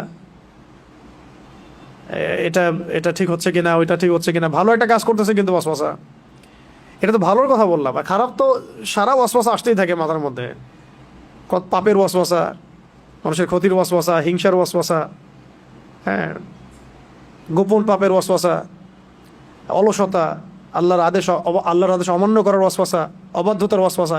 এটা যাকে গ্রাস করেছে আর কি, এই ওয়াসওয়াসুল খান্নাস, তার আর কোনো ক্ষতির দরকার না, এটাই তার জীবন ধ্বংস করতে পারে। এই জন্যে এত স্ট্রং সম্বোধন সামনে করা হচ্ছে বারবার, হে মানুষের রব, এক কথায় হে মানুষের মালিক, হে মানুষের ইলাহ, মানে আপনি আমাকে এটা থেকে বাঁচান। ব্যাপারটা এরকম আর কি, ব্যাপারটা এরকম, ঠিক আছে। আল্লাযী ইউওয়াসউইসু ফি সুদুরিন নাস, কারণ তার শক্তিটা কি, আল্লাযী মানে যে, ইউওয়াসউইসু মানে ওয়াসওয়াসা দেয়, ফি মানে মধ্যে, সুদূর মানে হৃদয়, বক্ষ বা হৃদয়, আর নাস মানে মানুষের, যে মানুষের হৃদয়ের মধ্যে ওয়াসওয়াসা দিতে পারে, যে মানুষের হৃদয়ের ভিতরে ওয়াসওয়াসা দিতে পারে। এটাকে মেডিকেল সায়েন্স বিশ্বাস করবে? হৃদয়ের মধ্যে ওয়াসওয়াসা আসে কেউ দেয়, এরকম কোনো সত্তা আছে যে এসে আমার হৃদয়ে ওয়াসওয়াসা দিয়ে যায়? সায়েন্স কি বিশ্বাস করবে? দেখছেন কীভাবে আমরা গডলেস ওয়ার্ল্ডে ঢুকে গেছি আস্তে আস্তে। পশ্চিমারা আমাদেরকে এইভাবে সাইকোলজিক্যালি নাস্তিক বানায় ফেলছে। কিন্তু তো শয়তান মানুষের হৃদয়ের ভিতরে ওয়াসওয়াসা দিতে পারে, শয়তান মানুষের হৃদয়ের ভিতরে ওয়াসওয়াসা দিতে পারে। আল্লাযী ইউওয়াসউইসু ফি সুদুরিন নাস, যে মানুষের হৃদয়ের মধ্যে ওয়াসওয়াসা দেয়, মানুষের মধ্য থেকে এবং জিনের মধ্য থেকে। তো জিন নিয়ে তো অনেক কথা বললাম, মানুষের মধ্য থেকে কিভাবে ওয়াসওয়াসা দিতে পারে, এটারও অনেক প্রমাণ আমাদের সামনে আশপাশে আসবে। চলতে ফিরতেই বুঝতে পারবেন যে আপনি ভালো কাজ করতে যাচ্ছেন, দিনের পথে চলতে যাচ্ছেন, জিন যতটা না আপনাকে বাধা দিবে, মানুষ শয়তান আরও বেশি বাধা দিবে। মিনাল জিন্নাতি ওয়ান নাস, শয়তান কয় প্রকার তাহলে? জিন শয়তান আছে, আবার মানুষ শয়তান আছে। কখনো কখনো মানুষ শয়তান মানে জিন শয়তানকে দমন করা সহজ, কখনো কখনো জিন শয়তানকে দমন করাটা সহজ। আয়াতুল কুরসি পড়েন, জিন শয়তান পালা চলে যাবে। কিন্তু আয়াতুল কুরসি আপনি পড়েন, মানুষ শয়তান পালাবে না, ঠিক আছে? তো মানুষ শয়তানকে দমন করাটা একটু কঠিন। তো শয়তান দুই প্রকার, মাথা রাখতে হবে, জিন শয়তান, মানুষ শয়তান। উভয় শয়তানের পক্ষ থেকে আল্লাহ, উভয় শয়তানের মানে ক্ষতি থেকে আমি আল্লাহ পাকের কাছে আশ্রয় প্রার্থনা করছি। তো এই সূরার মধ্যে কতগুলো বিষয় আসছে? প্রথমে 4টা বিষয়, তারপরে আবার কয়টা বিষয়? হ্যাঁ, দুইটা বা 3টা বিষয়, মোট এই 6টা-7টা বিষয় থেকে এই দুটো সূরাতে আশ্রয় চাওয়া হয়েছে, যেগুলো আমরা বাহ্যিক জ্ঞান দিয়ে এগুলোকে আমরা ডিল করতে পারবো না, বা এদের সাথে আমরা ফাইট করতে পারবো না। এই সূরা দুটো শোয়ার সময় আমল করা, সাথে সূরা ইখলাস থাকবে, সকাল সন্ধ্যায় আমল করা, এবং প্রত্যেক ফরজ নামাজের পরে আমল করা। প্রত্যেক ফরজ নামাজের পরে অন্তত একবার করে পড়া, সকাল সন্ধ্যায় 3বার করে, আর ফরজ নামাজের পরে কয়বার করে? একবার করে। এছাড়াও যখন তখন চলতে ফিরতে যখন তখন আপনি সূরা ফালাক, নাস, ইখলাস পড়তে পারেন। এবং আমি একটা হাদিস এটাও পেয়েছিলাম যে রাসূল সাল্লাল্লাহু আলাইহি ওয়াসাল্লাম তাহাজ্জুদের নামাজে যখন উঠতেন, তখনও মাঝে মাঝে তাহাজ্জুদের নামাজে তিনি 2 রাকাত নামাজে প্রথম রাকাতে সূরা ফালাক, তারপরে ইখলাস, সূরা নাস পড়েছেন। প্রথম রাকাতে সূরা ফালাক, দ্বিতীয় রাকাতে সূরা নাস পড়েছেন। এটা আমল করতে পারেন রাতের বেলা উঠে, এটা আমল আছে মাসনুন। তো এর উপর আমল করা তৌফিক আল্লাহ পাক আমরা সবাইকে দান করেন, এবং এই সমস্ত ক্ষতিগুলো থেকে আল্লাহ পাক আমাদেরকে হেফাজত করে নেবেন। আর শেষ পয়েন্ট হচ্ছে, লাস্ট পয়েন্ট হচ্ছে যে কিছু কিছু কাজ আছে, এটা লাস্ট পয়েন্ট আমাদের আজকের আলোচনার। কিছু কিছু কাজ আছে যেগুলো করলে এই ক্ষতিগুলোতে লিপ্ত হওয়ার সম্ভাবনা 100%। কিছু কাজ আছে যেগুলো করলে এগুলোতে লিপ্ত হওয়ার সম্ভাবনা, ইফেক্টেড হওয়ার সম্ভাবনা প্রায় 100%। জানা দরকার আছে না? আর কিছু কাজ আছে যেগুলো করলে ইনশাআল্লাহ এগুলো থেকে বেঁচে থাকা সহজ হবে। মানে সহজ হবে বলতে ইনশাআল্লাহ আপনি বাঁচবেনই, ইনশাআল্লাহ। আগে বলি, ওই কয়েকটা কাজ বলি যেগুলো করলে এগুলোতে লিপ্ত হওয়ার সম্ভাবনা একদম 100% ধরেন, ঠিক আছে? নোট করেন। এগুলো আমি শুধু কিতাব থেকে বলতেছি এমন না, অনেক অভিজ্ঞতাও আছে সাথে, আবার অনেক পেশেন্ট বা অনেক ইফেক্টেড মানুষের হিস্ট্রিও একসাথে করে আমি কথাটা বলছি। 1 নাম্বার হচ্ছে আল্লাহ পাকের ফরজ ওয়াজিব না মানলে, আল্লাহ পাকের ফরজ ওয়াজিব না মানলে এগুলোতে লিপ্ত হওয়ার সম্ভাবনা, ইফেক্টেড হওয়ার সম্ভাবনা 100% ধরে রাখেন। যখন তখন লিপ্ত হতে পারেন, আল্লাহ না করুন। সেকেন্ড হচ্ছে মিউজিক চর্চা করলে, মিউজিক চর্চা বলতে শুনলেও, এই যে মিউজিশিয়ানদেরকে দেখেন স্টেজে উঠে এরকম বান্দরের মতো লাফ দেয়, এই সবার সাথে জিন আছে। আপনি যদি আমাকে বলেন যে ভাই প্রমাণ করে দেখেন, আমি দেখাতে পারবো না, কিন্তু আমি বিশ্বাস করি আছে। ঠিক আছে, এটা স্বাভাবিক সাধারণ মানুষের পক্ষে করা সম্ভব না। এমনকি এই যে ইন্ডাস্ট্রি, এই ইন্ডাস্ট্রির মধ্যেও এদের প্রভাব আছে। কোনো সুস্থ স্বাভাবিক মানুষ এরকম বিকৃত যৌনাচার করতে পারে না। কথা বুঝতে পারছেন? এমনকি আমার তো সন্দেহ হয় যে এখন এই যে এলজিবিটি এই যেগুলো আসতেছে, এরাও যে জিনদের উপাসনা করে কিনা আল্লাহ ভালো জানে। তো যাই হোক, এই অশ্লীলতা মানে এক নম্বরটা বলছি কি, আল্লাহ পাকের সমস্ত মানে ফরজ ওয়াজিব না মানলে এটা ইফেক্টেড হওয়াটা 100% লিখে রাখেন। 2 নম্বর খাস করে মিউজিক, 3 নম্বর বলছিলাম যে খাস করে অশ্লীলতা, বেহায়াপনা। তো প্রথমটা কি বলছি ভাই, আমাদের পয়েন্টটা কি, যে কাজগুলো করলে পরে সেহের আইন, হাসাদ বা এই ধরনের সমস্ত ক্ষতিতে লিপ্ত হয়ে যাওয়া মানে ইফেক্টেড হয়ে যাওয়ার সম্ভাবনা আছে, সেগুলোর 1 নম্বর তালিকায় 1 নম্বর কি, আল্লাহ পাকের ফরজ ওয়াজিব যদি না মানে তাহলে এগুলোতে ইফেক্টেড হতে পারে, 100% সম্ভাবনা আছে। 2 নম্বর খাস করে আমি বলেছি কার কথা, কোন মিউজিকের কথা। মিউজিকের যারা লিপ্ত হয় বা মিউজিকের সাথে থাকে বা মিউজিক্যাল ইনস্ট্রুমেন্ট প্লে করে অথবা গান শোনে নিয়মিত, এদের মধ্যেও এগুলো প্রভাব বিস্তার করে। 3 নম্বর হচ্ছে অশ্লীলতা, বেহায়াপনা। যারা অশ্লীলতা বা বেহায়াপনায় লিপ্ত থাকে তারা এগুলোতে ইফেক্টেড হয়। 4 নম্বর হচ্ছে উদাসীন থাকা, অলস উদাসীন থাকা। দেখবেন আপনি কিছু ভবঘুরে মানুষ আছে উদাসীন, রাত জেগে ঘুরে বেড়াচ্ছে, এমনি এখানে ওখানে ঘোরাফেরা করতেছে, কোনো জীবনের কোনো ভিশন নাই, মিশন নাই, উদাসীন ভবঘুরে টাইপের। জিন ধরে এদেরকে, সম্ভাবনা আছে। 5 নম্বর হচ্ছে পেশাব থেকে পবিত্র না হওয়া। পেশাব পায়খানার যে বিষয়গুলো আছে, ইস্তেঞ্জা আমরা যে করি, টয়লেট ওয়াশরুম, এগুলো থেকে পরিপূর্ণরূপে পবিত্র না হওয়া, এটা মারাত্মক। এটা তো 1 নম্বরে মানে 2 নম্বর রাখা দরকার ছিল মনে হয়। আমি তো আসলে সিরিয়াল করে নিয়ে আসি না, আমি জাস্ট বলতেছি, আপনারা নোট করেন। যদি কেউ অপবিত্র থাকে পেশাব থেকে, পেশাবের ছিটাফোটা থেকে, নাপাক থাকে, এক কথায় নাপাক থাকে, এটা সম্ভাবনা আছে তার এগুলো ইফেক্টেড হওয়ার। ঠিক আছে, কটা বলছি? 5টা। একটা লিখেন যে মাদকদ্রব্য সেবন করে। মাদকদ্রব্য সেবন যারা করে বা এটার সাথে ইফেক্টেড থাকে, মানে থাকে, এডিক্টেড থাকে, তারা এগুলোতে ইফেক্টেড হওয়ার সম্ভাবনা 100%। 7 হচ্ছে যারা দৈনন্দিন মাসনুন জিকির আজগারগুলো করে না। দৈনন্দিন মাসনুন যে জিকির আজগারগুলো আছে এগুলো করে না। এগুলো যদিও 1 নম্বরের মধ্যে পড়ে যায়, তারপর আলাদা করে বললাম যে মাসনুন জিকির আজগারগুলো যারা করে না তারা।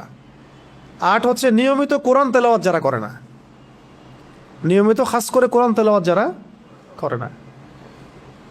9 নম্বর, যেসব নারীরা বেহায়ের মতো বাইরে বেপর্দায় চলাফেরা করে, তারা তো নিজেরা ইফেক্টেড হয়, অন্যকে ইফেক্টেড করে। তারা নিজেরা তো ইফেক্টেড হয়ই, অন্যদেরকে ইফেক্টেড করে। একটা হাদিসই আছে, যখন এরকম কোনো মেয়ে বেপর্দায় বাইরে বের হয়, শয়তান তার পিছু নেয় এবং অন্য পুরুষের চোখে তাকে সুন্দর করে উপস্থাপন করে শয়তান। যদিও সে মোটেই সুন্দর না, কিন্তু শয়তান তাকে সুন্দর করে উপস্থাপন করছে, সে খুব সুন্দর, এটা আপনার চোখে একটা ভ্রম সৃষ্টি হচ্ছে। কে করছে এটা? শয়তান। সুবহানাল্লাহ, ভাবা যায়? তাহলে শয়তানের একটা বড় অস্ত্র বেহায়া নারীরা, বেপর্দা নারীরা। তো আমাদের সমসাময়িক সময়ে তসলিমা নাসরিন শয়তানের একটা বড় অস্ত্র, এবং ওর যারা অনুসারী আছে, হাসতেছেন কেন? এরা শয়তানের সবচেয়ে বড় অস্ত্রগুলোর মধ্যে একটা। আরেকটা হচ্ছে, কয়টা বলছে? 9টা না 10টা? আরেকটা হচ্ছে যে রাসূল সাল্লাল্লাহু আলাইহি ওয়াসাল্লামের সুন্নাহ ভিত্তিক আমলগুলো যারা করেন। সুন্নাহ ভিত্তিক আমলের প্রত্যেকটা আমলের সাথে কিছু সুন্নাহ আছে, ঘুমানোর, ওঠার, এমনকি আয়না দেখারও। এমনকি কি আয়না দেখানোর, বাসা থেকে বের হওয়ার, বাসায় ঢোকার, ঘুমানোর, বিছানা ঝাড়ার, প্রত্যেকটা সুন্নাহ ঘেটে ঘেটে দেখবেন এগুলোর মধ্যে যে সুন্নাহগুলো আছে, এগুলো যারা নিয়মিত চর্চা করে না ইফেক্টেড হয়ে যেতে পারে। তো এই 10টাই আপাতত থাক, পরে আরও মনে পড়লে ইনশাল্লাহ বলবো। কয়টা বলছি? একটা করে বলেন দেখি। একটা হচ্ছে আল্লাহ পাকের ফরজ ওয়াজিব যারা মানে না, এখানে আমি সুন্নাত মুস্তাহাবকে নিয়ে আসি না, শুধু ফরজ ওয়াজিবের কথা বলেছে। যেমন একজন ধরেন নামাজ পড়ে না, ও যদি এসে বলে আমাকে রুকিয়া করে দেন, আমার এই সমস্যা মনে হচ্ছে, তার তো আসলে রুকিয়ার দরকার নেই, তার দরকার নামাজে। তার দরকার কি? নামাজে সমাধান হবে ইনশাআল্লাহ। 2 নম্বর কি বলেছি, খাস করে মিউজিকের কথা। এটা মারাত্মক ডেঞ্জারাস জিনিস। যারা মিউজিক নিয়ে যারা পড়ে থাকে ইফেক্টেড হবেই হবে। আল্লাহু আ'লাম বিস-সাওয়াব। ওয়া মা আলাইনা ইল্লাল বালাগ। তারপরে বেহায়াপন, অশ্লীলতা থাকলে ইফেক্টেড থাকবে। অলসতা, উদাসীনতার ব্যাপারটা এই কারণে বললাম যে অনেক সময় আপনি দেখবেন যে আপনি মানে দিনী বিষয়ে আছেন, কিন্তু আপনি অলসতায় ভুগছেন বা উদাসীন হয়ে থাকছেন, কোনো ভিশন নাই, মানে আবেগী হয়ে পড়ে থাকেন। ওই সময়গুলোতে শয়তান আপনার উপরে গালেব হয়ে যাবে, বিজয় হয়ে যাবে। এমনকি একটা বিষয় ছুটে গেছিলো মাঝখানে, ওই ইমোশনের কথা যেহেতু আসলো, মানে প্রচণ্ড রকম ভয় আর প্রচণ্ড রকম রাগ আর প্রচণ্ড ভয়, এই সময়েও কিন্তু শয়তান হাবি হইতে পারে। প্রচণ্ড রাগ, প্রচণ্ড ভয়। তো প্রচণ্ড ভয় তো আলহামদুলিল্লাহ মুসলিমরা আমরা পাই না, আলহামদুলিল্লাহ, আল্লাহ ছাড়া আমরা কাউকে ভয় পাই না। কিন্তু প্রচণ্ড রাগ তো হয়ে যেতে পারে অনেক সময়। আমার তো হয় মাঝে মাঝে আর কি, আপনাদের হয় কিনা জানি না।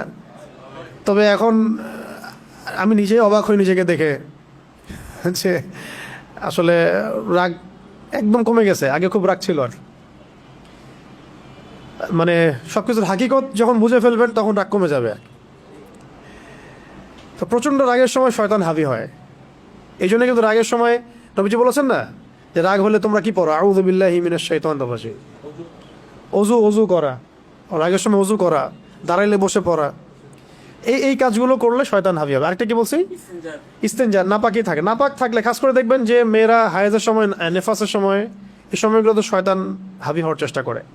ওই সময়গুলোতে যদিও আমরা নামাজ পড়তে পারছি না, মা বোনদের কথা বলছি, কিন্তু আজকার করতে পারে, আজকার জিকির আজগারে থাকতে হবে। আচ্ছা ঠিক আছে। তারপরে মাদক দ্রব্য, এটা তো আপনারা বুঝতেই পারতেছেন। যদি ও নিজের সেন্সেই না থাকে তো ও তো শয়তান ওকে যা করাবে তাই করবে। দেখবেন যারা মানে অন্যায় করে, জুলুম করে, তারা কিন্তু মাদক খেয়ে করে। হ্যাঁ, জেনা করতে যাবে মাদক খেয়ে, কাউকে খুন করতে গেছে মাদক খেয়ে।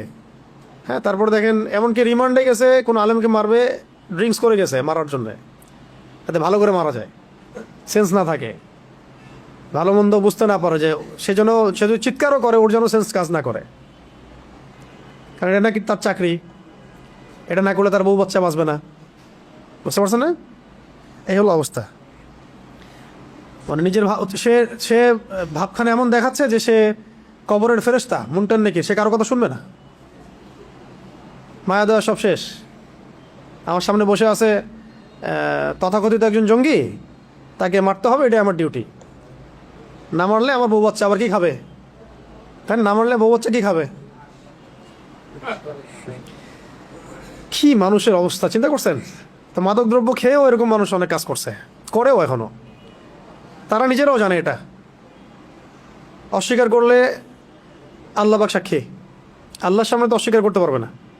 আর আমাদের সমাজে তরুণদের তো অন্যতম প্রবলেম হচ্ছে মাদক। তো এই মাদক সেবন করলে এগুলোতে আক্রান্ত হওয়ার সম্ভাবনা অনেক বেশি। আর কি, হ্যাঁ, ডেইলি জিকির আজকার না করা, এটা একটা কারণ। রেগুলার কোরআন তেলাওয়াত না করা, এগুলো অন্তত 10টা-20টা আয়াত হলেও তেলাওয়াত করতে হবে। অন্তত সূরা ফালাক নাস ইখলাস হলেও তেলাওয়াত করতে হবে। তেলাওয়াত করতেই হবে, 1 পৃষ্ঠা হোক, 2 পৃষ্ঠা হোক। সবচেয়ে ভালো হয়, আমাদের ওস্তাদজি বলেছিলেন যে 1 পারা করে তেলাওয়াত করতে। এটা অনেকের ক্ষেত্রে হয়ে ওঠে না, এটা করতে পারলে আরও ভালো হয়। 30 দিন 30 পারা, 1 মাসে কোরআন খতম। আর বেপর্দা, মেয়েদের বেপর্দামি, এটা একটা কারণ। এখন এই কারণগুলো হচ্ছে, আমি বললাম যে এগুলোতে লিপ্ত থাকলে এই সমস্যাগুলো আসতে পারে, সম্ভাবনা আছে। আমি এখন 10টা কথা বলছি, 10টা পয়েন্ট, যেগুলো করলে এগুলো থেকে আমরা বেঁচে থাকতে পারবো ইনশাআল্লাহ। তার মধ্যে প্রথমটাই হচ্ছে পবিত্র থাকতে হবে। সবসময় অজু অবস্থায় থাকার চেষ্টা করা। কি বললাম? পবিত্র থাকা। পবিত্রতা মানে শুধু শারীরিক পবিত্রতা না, কিন্তু আত্মিক পবিত্রতাও বোঝানো হচ্ছে। সবসময় অজু অবস্থায় থাকার চেষ্টা করা, ঠিক আছে ইনশাআল্লাহ। এবং আরও ভালো হয় যদি অজু ভেঙে যায়, অজু করে এসে 2 রাকাত নামাজ পড়তে পারলে আরও ভালো। এটা বেলাল রাদিয়াল্লাহু আনহুর সুন্নাহ ছিল, মনে আছে?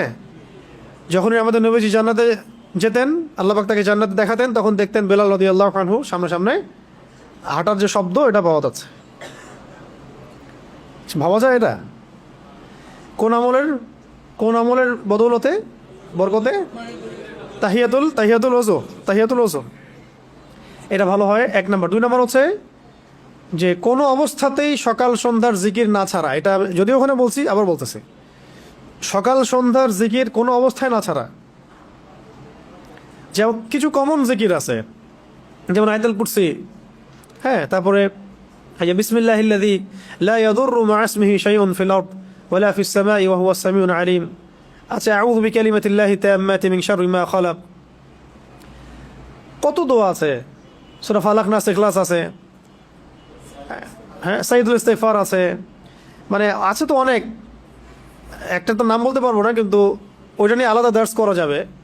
আমরা চেষ্টা করবো যে দোয়ারও একটা সিরিজ আসুক, একটা করে দোয়া নিয়ে আলোচনা হবে ইনশাআল্লাহ। হ্যাঁ, তো এরকম সকাল সন্ধ্যার বহু মাসনুন জিকির আজগার আছে, এগুলো কোনো অবস্থায় না ছাড়া। এগুলো করলে ইনশাআল্লাহ আপনাকে এই সমস্যাগুলো ইনশাআল্লাহ কোনো ক্ষতি করতে পারবে না। কেউ যদি আপনার এগেনস্টে এরকম কোনো কাজ করেও, কুফরি করে, বান মারে, বা জাদুটোনা করে, বা সেহের আইন হাসাদ, এগুলোতে আপনাকে কষ্ট দেওয়ার চেষ্টা করে, সাময়িক কিছু আপনার মানে একটু অসুস্থতা হতে পারে, আপনি ঠিক হয়ে যাবেন ইনশাআল্লাহ। ঠিক আছে? 3 নম্বর হচ্ছে খাস করে রাতের আমলগুলোতে গুরুত্ব দেওয়া। রাতের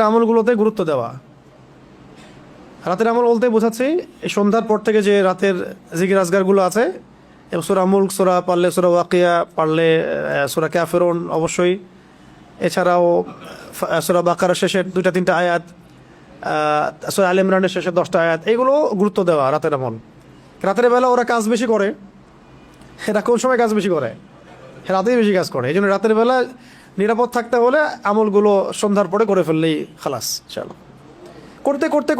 প্রতিদিন করতে করতে এমন একটা অবস্থা চলে আসবে যে তখন আপনি আধা ঘন্টায় দেখবেন সব আমল হয়ে গেছে, 1 ঘন্টা সব আমল হয়ে গেছে, চলে আসছে, অভ্যাসে চলে আসছে আর কি।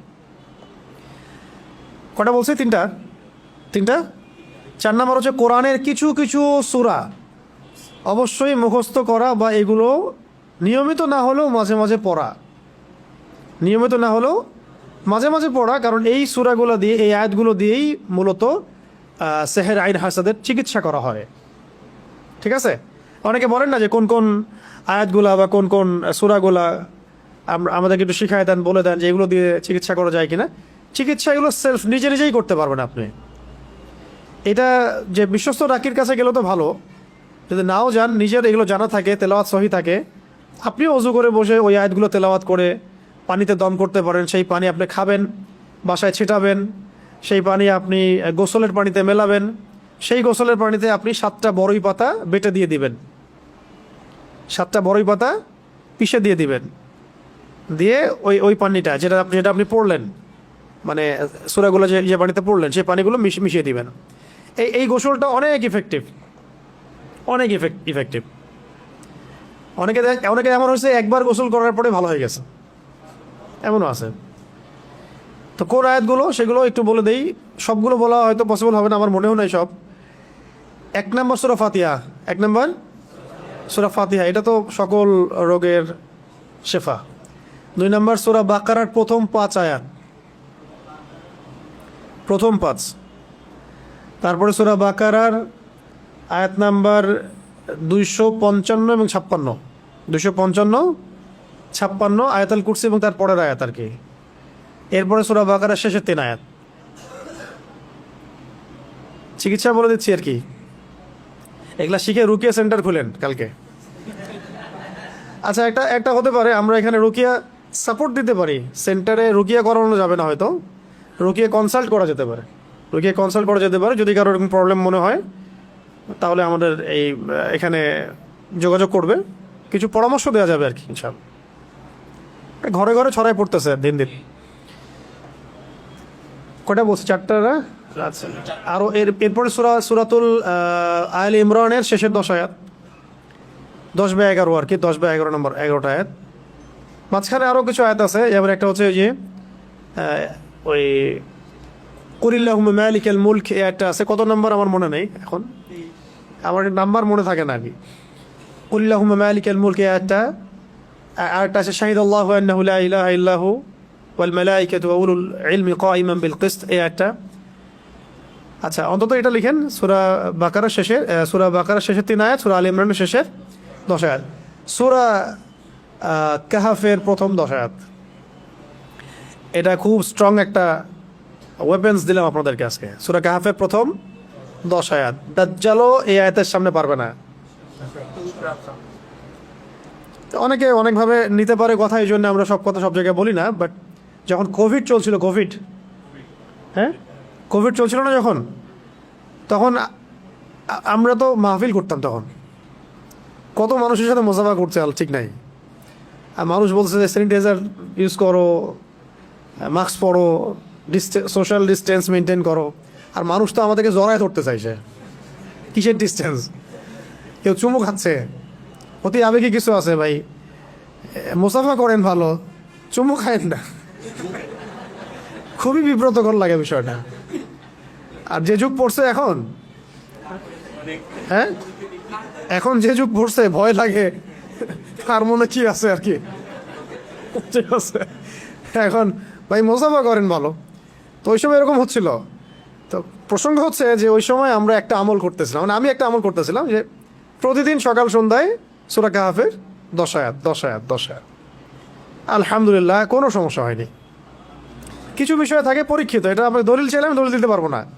দলিল তো এটা দিতে পারবো যে সূরা কাহাফ প্রথম 10 আয়াত, যে দাজ্জালের বের হওয়ার সময় সে পড়ে, দাজ্জাল তার কোনো ক্ষতি করতে পারবে না। তো কোভিড আবার কি, ওটা কেয়াস করে পড়ছি আর কি। কোভিড আবার এমন কি, দাজ্জালকে ঠেকাই দেবে কোন সূরার আমল? সূরা কাহাফের প্রথম 10 আয়াত। তাহলে কোভিড আবার কি? তো এর মানে এই না যে আমরা চিকিৎসা আবার নেব না, চিকিৎসাও নিব, আধ্যাত্মিক আইসোলেশনও নিব ইনশাআল্লাহ। এরপরে আছে সূরা কাহাফের শেষের 10 আয়াত। সূরা কাহাফের শেষের 10 আয়াত। আরও আছে সূরা আরাফের আয়াত আছে, আয়াত নাম্বার মনে নেই আমার আর কি। সূরা তহার মধ্যে কিছু আয়াত আছে, সূরা তহার কিছু আয়াত আছে। পরে ইনশাল্লাহ আমি লিখে দিতে পারবো আয়াত নাম্বারগুলা। এরপরে সূরা হাশরের শেষের 3টা বা 4টা আয়াত আছে, ঠিক আছে। তারপরে সূরা কলামের শেষের 2টা বা 3টা আয়াত আর কি, সূরা কলাম। আরও আছে আপনার সূরা ইয়াসিন। এটা মারাত্মক একটা ফজিলতপূর্ণ সূরা ইয়াসিন। এমনভাবে আসছে বিভিন্ন কিতাবের মধ্যে যে আপনি চাচ্ছেন এই হাজতটা পূর্ণ হোক, ফজরের নামাজের পরে সূরা ইয়াসিন পড়েন। বড় বড় ওলামায়ে কেরাম, আমাদের আকাবির আসলাফদের একটা পরীক্ষিত আমল এটা। তারা ফজরের নামাজের পরে সূরা ইয়াসিন পড়তেন, দিনের শুরুটা করতেন সূরা ইয়াসিন দিয়ে। সূরা ইয়াসিনটা খুবই ফজিলতপূর্ণ একটা সূরা, কোরআনের হৃদয়ে বলা হচ্ছে, এটা গুরুত্বপূর্ণ। এর সাথে আরও আছে আপনার সূরা জিলজাল, তারপর সূরা আদিয়াত, সূরাতুল কদর, ইন্না আনজালনাহু ফি লাইলাতিল কদর, সূরাতুল কাফিরুন, ফালাক নাস ইখলাস। আরও মাঝখানে আরও কিছু আয়াত আছে যেগুলো আমি আয়াত নাম্বার আমার মুখস্থ নেই, পরে দেখে বলতে পারবো। তো এইগুলো যদি আপনারা পড়েন, যদি কারো মনে হয় যে আমার সমস্যা হচ্ছে, বা আমার পরিবারে কারোর সমস্যা হচ্ছে, হ্যাঁ, বা এরকম সন্দেহ হচ্ছে, ওয়াসওয়াসা রোগ আসতেছে, অথবা মনে হচ্ছে আপনি সেহরে আক্রান্ত হচ্ছেন কিনা, কোনো রকম অস্বাভাবিকতা ফিল করলে আপনি এগুলোর উপর আমল করতে পারেন। এগুলো পড়ে নিজের গায়ে দম পড়তে পারেন, পানিতে পড়ে সেই পানিতে ফু দিয়ে সে পানি পানও করতে পারেন। এই পানি আপনার ঘরে ছিটাতেও পারেন, এবং এই পানি দিয়ে আপনি গোসল করতে পারেন। গোসল করতে গেলে খেয়াল রাখবেন ওখানে বড়ই পাতা 7টা বেটে দিয়ে দিবেন, ব্যাস। ইনশাআল্লাহ এই আমলগুলো করলে আশা করা যায় কি হবে, এই সেহর আইন হাসাদের বিষয়গুলো থেকে আমরা নিরাপদ থাকতে পারবো, আশা করি ইনশাআল্লাহ। 5 নম্বর হচ্ছে আল্লাহ পাকের বুজুর্গ কোনো ওলি বা শায়েখের সাথে সম্পর্ক রাখা। আল্লাহ পাকের মকবুল বুজুর্গ কোনো আল্লাহর ওলি বা শায়েখের সাথে সম্পর্ক রাখা, নিসবত রাখা, সম্ভব হলে বায়াত করে ফেলা। জি, সম্ভব হলে বায়াত করে থাকা, মানে এটা এটা এই কারণে ভালো, এটা ফরজ না, এটা ফরজ কোনো বিষয় না, মুস্তাহাব হতে পারে, মুস্তাহাব বিষয়। এটা ভালো এই কারণে যে আপনি একজনের গার্ডিয়ানশিপে থাকবেন, যে কোনো প্রবলেম আপনি তার সাথে ডিসকাস করতে পারবেন, ডিল করতে পারবেন, এবং এটা তার উপর জিম্মাদারি হয়ে দাঁড়াবে আপনাকে ইসলাহ করা, আপনার সংশোধন করা বা আপনার সমস্যাগুলো দেখা। এটা যদিও অনেক বেদাতিরা এখন নিয়ে এটাকে মিসইউজ করতেছে, কিন্তু এটা একটা সুন্নাহ, একটা মুস্তাহাব তরিকা ছিল শুরু থেকে। প্রত্যেক বড় বড় ওলামা একরাম, আকাবিরগণ, আসলাফগণ এই সিলসিলার মধ্য দিয়ে আসতেন। সবারই শাইখ ছিল, সবারই ওস্তাদ ছিল, সবারই কোনো না কোনো আল্লাহর ওলির সাথে নিসবত ছিল, এমনকি আমাদের ওলামায়ে দেওবন্দেরও সবারই। এখন এই যুগে এসে এগুলা অনেকেই একা একা সবাই পণ্ডিত হয়ে যাচ্ছে, এটা ভালো হচ্ছে না আর কি। তো এটা আমাকে বাংলাদেশের গ্র্যান্ড মুফতি নামে খ্যাত যিনি ওস্তাজ, তিনিও আমাকে বলেছিলেন যে সেহর আইন হাসাদের এগুলো সমস্যা। আমি জিজ্ঞেস করছিলাম যে অনেকে জিজ্ঞাসা করে যে এগুলো থেকে বাঁচার মুনাসিব আমল কি মনে করেন আপনি, তো উনি আমলের কথা না বলে বললেন যে আল্লাহর কোনো অলির সাথে সম্পর্ক রাখা। তো অনেকদিন আগের কথা, তো এখন আমরা বুঝতে পারতেছি যে আসলে এটা কতটা জরুরি। তো এরপরে 6 হচ্ছে যে জামাতে নামাজের পাবন্দি করা, খুব জরুরি। জামাতে নামাজের পাবন্দি করা। 7টা হয়েছে, 7 তাহাজ্জুদের সলাত পড়া, তাহাজ্জুদের সলাত পড়া। তাহাজ্জুদের সলাতে বেশি বেশি দোয়া করা যায় এবং ওই সময় দোয়া কবুল হয়, এবং এই সময় আপনি যা চাবেন তাই পাবেন সব ইনশাআল্লাহ, যদি আপনার আকীদা ঠিক থাকে, রিজিক হালাল হয়। 8 নম্বর হলো যে আল্লাহ পাকের কাছে বেশি বেশি দোয়া করতে থাকা, আল্লাহ পাকের কাছে বেশি থেকে বেশি দোয়া করা, নামাজে দোয়া করা, নামাজের বাইরে দোয়া করা, দোয়ার বই প্রয়োজনে সারাদিন পড়বেন। একটা সময় পেয়েছেন, 1 ঘন্টা ফ্রি আছেন, আপনি মুনাজাতে মাকবুল বইটা নিয়ে পড়ে ফেলেন।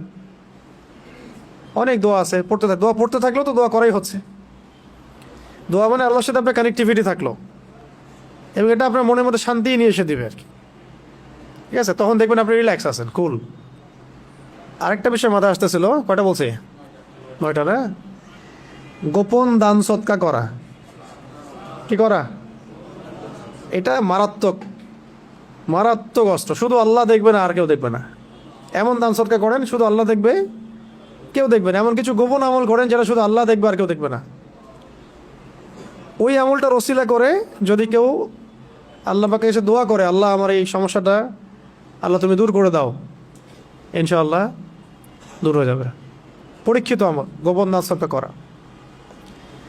তো এই 10টা বিষয় আজকে বললাম। ইনশাআল্লাহ আরও কোনো দিন যদি মনে পড়ে, আরও তো দার্স হতে থাকবে ইনশাআল্লাহ, আমরা বলতে থাকবো ইনশাআল্লাহ।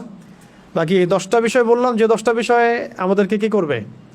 নিরাপদ রাখবে, প্রোটেক্টেড রাখবে। আর 10টা কাজ করা যাবে না, এটা মুখস্থ করে নেন আপনারা। এত অনলাইনে যাবে হয়তো ভিডিওটা, তখন আপনারা দেখতে পারবেন। বাকি এখন যারা যারা লিখে ফেলছেন, এটা মুখস্থ করে আসবেন। পরের তালিমে আমি ধরবো আপনাদেরকে, পরের তালিমে এই প্রশ্নগুলো করা হবে। যারা পারবেন হাদিয়া দেওয়া হবে, আর যারা পারবেন না তাদের টাকা থেকে হাদিয়া ওদেরকে দেওয়া হবে। ঠিক আছে ইনশাআল্লাহ? তো বলছেন এবার পাসছেন, তাইলে আল্লাহর কাছে দায়বদ্ধ থাকলেন। তাহলে আমরা আজকের মতো এখানে শেষ করি। আজকে আমরা আলহামদুলিল্লাহ সূরা ফালাক এবং নাসের গুরুত্ব, তাৎপর্য, ফজিলত এবং শানে নজুল সম্পর্কে জানলাম, এর অর্থগুলো জানলাম, প্রাসঙ্গিক কিছু সামান্য কিছু ব্যাখ্যা আমরা জানলাম। আরও অনেক ব্যাখ্যা আছে বিভিন্ন কিতাবাদিতে, আপনি আরও অনেক ব্যাখ্যা পাবেন। আজকে আমরা একটা প্রাথমিক ধারণা নেওয়ার চেষ্টা করলাম। আল্লাহ পাক আমাদের সবাইকে এই সূরা দুটাকে মুখস্থ করার, নিয়মিত আমল করার এবং আমলে অটল থাকার, ইস্তেকামা রাখার তৌফিক দান করেন।